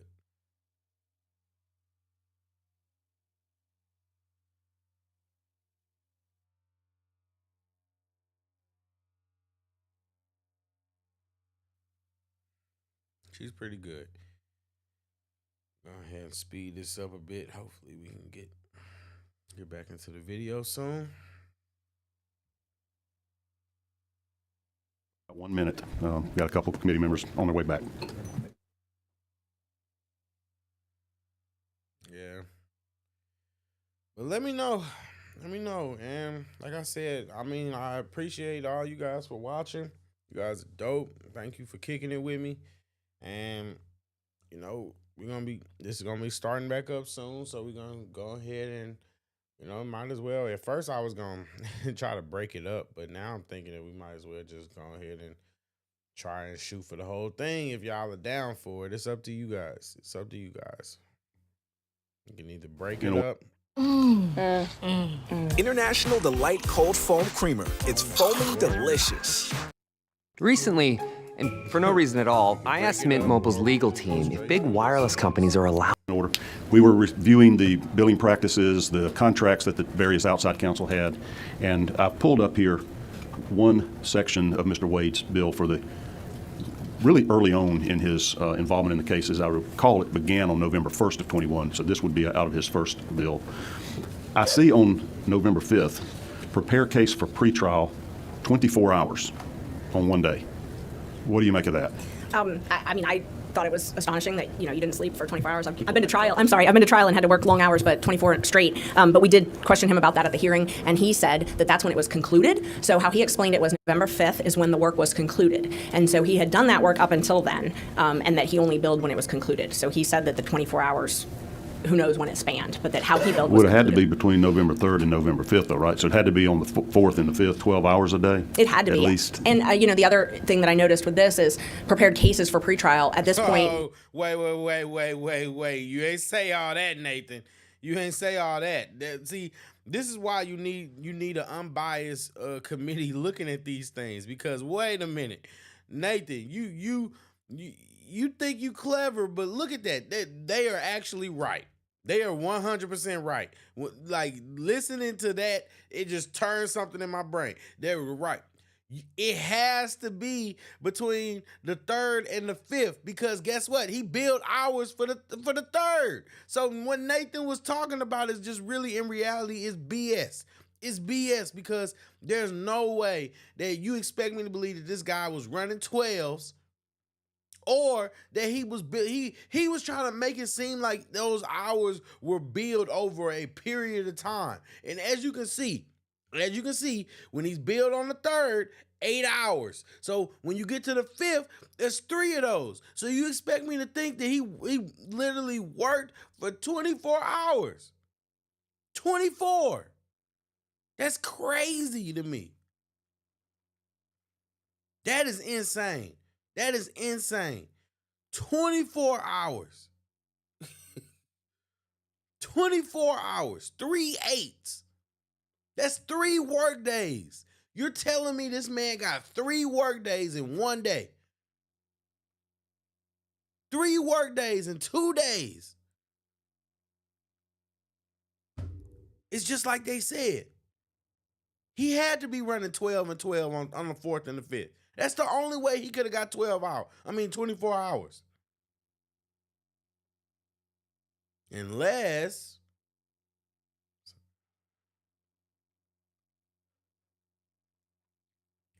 Maria says, I think she did a fantastic job explaining what was going on. I agree.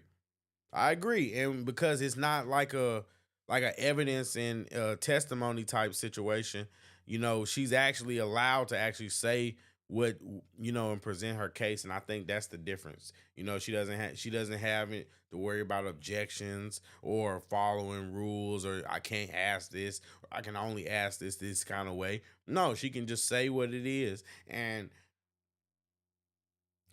yeah, this is great. I love it. it says anti-corruption unit.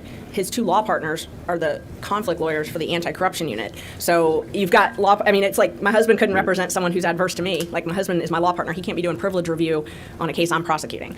So he's consulting on anti-corruption cases for the DA's office, where his 2 law partners are doing the privilege review at the same time. That plus the 24 hours are the 2 things that really struck out to me. So, but the only role he had was this prosecution of this election fraud. Yes. Okay. Yes, the only role. Okay. So when it says anti-corruption, that's the corruption. We're looking at election interference. Yes, he's never worked on any other case. All right. Let's see that other bill there, Senator Dolezal. All right, so here's another one, if you can see that okay. This is the one we put up earlier. It looks to be much more specific date-wise anyway than just, those 24-hour chunks like that. Okay. Right. I mean, it's more specific, but it doesn't say what, like, just for example, team meeting and argument prep. Argument prep for what? I mean, normally when we do bills, we would say, argue motion to dismiss or argue whatever the motion is.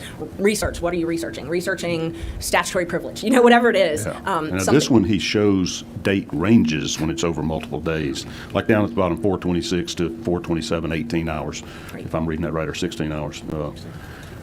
But on that previous one, he just has one date, 24 hours. Yes. Okay. And you say these are approved by Fani Willis. By contract, she has to approve these billings. Yes, she does. Okay.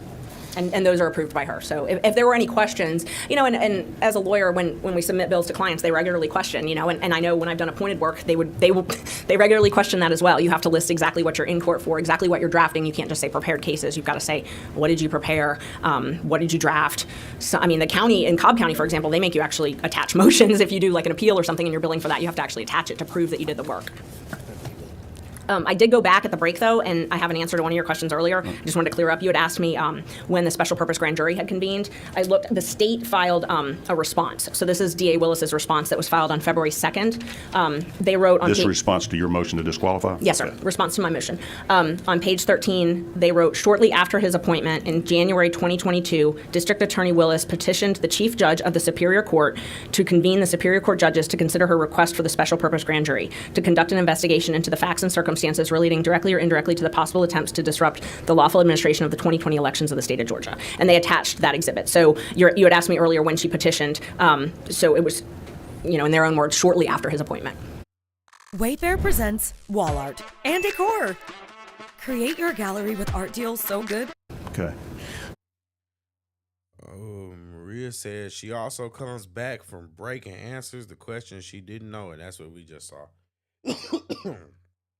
Excuse me. So this whole, the cases are about attempts to disrupt, because obviously Georgia certified Biden as the winner, and he got inaugurated, that following January, and this is years later we're having this whole investigation. Yes, attempts. And my client specifically is charged with attempt and conspiracy. So he's not charged with actually doing a specific act. He's charged with conspiring or attempt, depending on which section you're talking about in the charges. Some of these itemized statements show drafting. Yes. Did Mr. Wade draft any documents to your knowledge, or No. prepare any legal documents at all? No, not that I'm aware of. And that Did would he be sign any pleadings as if he was the drafting attorney? No, and he's not the one that usually files them. Will Wooten is the one that usually does the filing. There's two other prosecutors that also do it.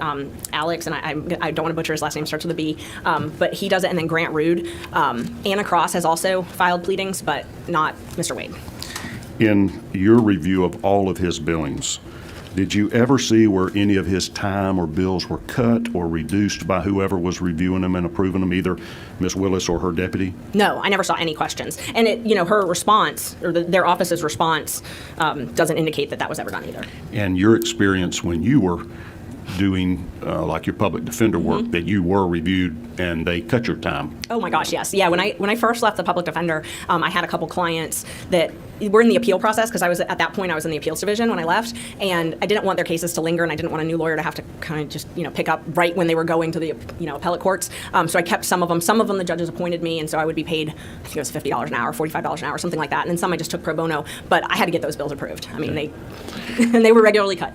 On Mr. Wade's contract, he was allowed to bill, he was capped, he could not bill more than $35,000 in any given month? Yes, and that was not, so the original contract before the special purpose grand jury was started was a lower cap. This was the cap for the majority of his work during the special purpose grand jury and then now. So he had a contract November 1st, 2021 up until October 31st, 2021.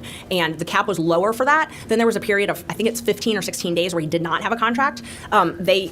Which also happened to be one of the times they were out of town. But so they re-upped the contract November 15th, and then it had a cap. But the cap was significantly higher.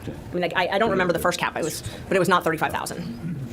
Here is a document you produced. I think you prepared this summary that shows all the payments that he received. Either I did this, or this might have come from Fulton County purchasing. All right. Okay. So that was produced to you from Fulton County as Yes. all the payments he received? Yes, this was produced from Fulton County, yes. And what's the total? Is that just, my eyes aren't so good. What that looks like 22 all the way through 23?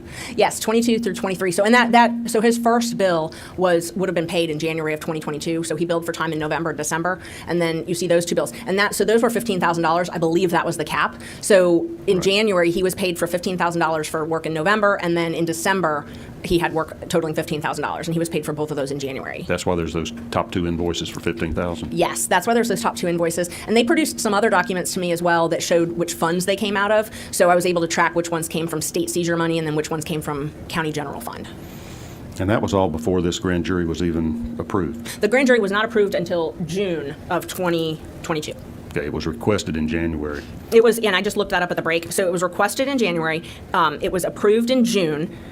The order, actually. But what happened was they started picking, so it looks like they started picking the grand jurors on May 2nd of 2022, and they actually started hearing evidence June 1st of 2022. Okay, so lots of this time was way before he would have been having to question any witnesses or attend grand jury hearings or anything? Yes, he could not have attended a grand jury hearing until at the earliest May 2nd.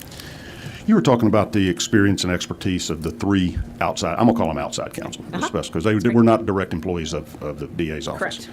Had Mr. Wade ever tried a felony case, prosecuted a felony case before this, to your knowledge? No, that he has never prosecuted a felony case. And I asked his law partner that, who had been his law partner for some time, that he had never prosecuted that. I also did some independent research in the metro areas where I knew that he had worked in Cobb County, so I looked to see if he had ever been filed as a prosecutor in Cobb County for felonies, and he was actually just a solicitor, and solicitors is, because you said not everybody may understand the difference between solicitors and district attorneys. We've got an ex-solicitor on this panel, so I don't say anything negative about him. So he can tell you all about it. They prosecute misdemeanors only, right? Yes, and in Okay. Cobb County specifically, they prosecute misdemeanors, yes. Okay. It looks like he's pretty much hitting the maximum that he was allowed to under his contract? Yes, most months he did. Okay. And this is through that block billing that was not specifically itemized exactly what he was doing or how much time on each task? Always block billed. He never itemized bills, never was specific. What were the caps for the other two special counsel? Were they also limited? I assume you've received their contracts, or did they have a written contract? They did. So they had written contracts, and I do have those, and they did have caps. They were significantly lower than Mr. Wade's. They do not currently have contracts, and I just found that out at a hearing because we had asked for that. We had asked for it in open records, and then I had subpoenaed it as well. Pretty much every subpoena I filed for the hearing, the state filed a motion to quash, including this one. And Ms. Cross was at the hearing, and she said, I can just tell you right now I don't have a contract. So I had thought, I was under the impression that they just weren't giving me that contract. I had no idea that they just didn't have one. So apparently right now, Mr. Floyd and Ms. Cross don't have contracts. Do you think that was intentional so that they don't have to disclose how much they're earning?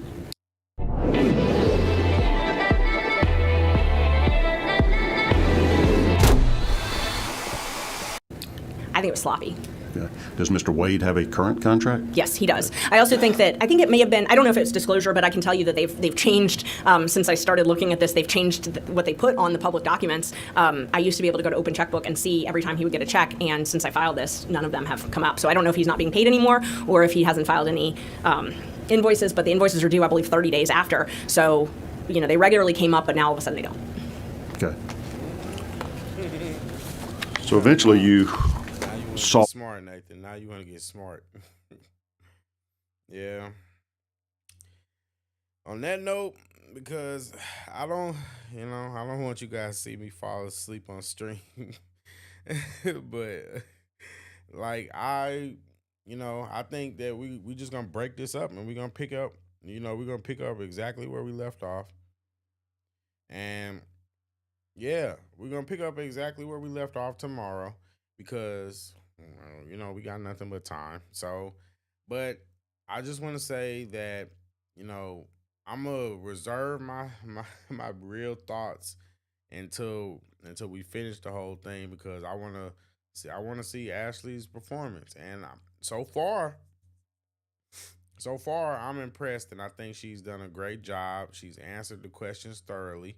And to be honest, I want to keep watching this. It's just the fact is I'm tired. So I'm human. And, we're going on 2.5 hours now. So I figure in order to give you guys the best, I'd rather just go ahead and just sleep this off and then just wake up. And I'll probably stream in the morning, or I know for sure I'll be streaming at least once or twice tomorrow. But yeah, be sure to be on the lookout because this upcoming weekend, I'm going to be having a panel. And that panel is going to be having a discussion. And that discussion is going to be about, hold on, because I need you to focus on me. Focus on me. I'm going to be having a panel discussion. And this panel discussion is going to be over the idea that black culture doesn't appreciate classy women.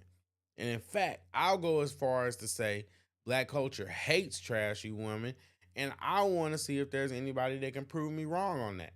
And to be honest, I think that it'll be a great topic because we constantly see that that women are constantly put in the hot seat. Women are constantly it's just the truth. Women are constantly we constantly put a spotlight on women that are the worst, but nobody ever puts a spotlight on the women that aren't bad, that don't fit into those extreme categories. And I believe that that's worth highlighting because at the end of the day, what are we doing if we can't celebrate and appreciate If we can't celebrate and appreciate the people that are doing right, what are we doing? Seriously. So, like I said, I'm going to be hosting this panel this weekend, and I hope you guys will tune in. Hope you guys will tune in for sure. And yeah, I mean, I don't really want to belabor any points. I appreciate you guys for watching. Appreciate you guys for tuning in. And I'm going to see you guys tomorrow. All right. J Red Unfiltered. I'm signing out.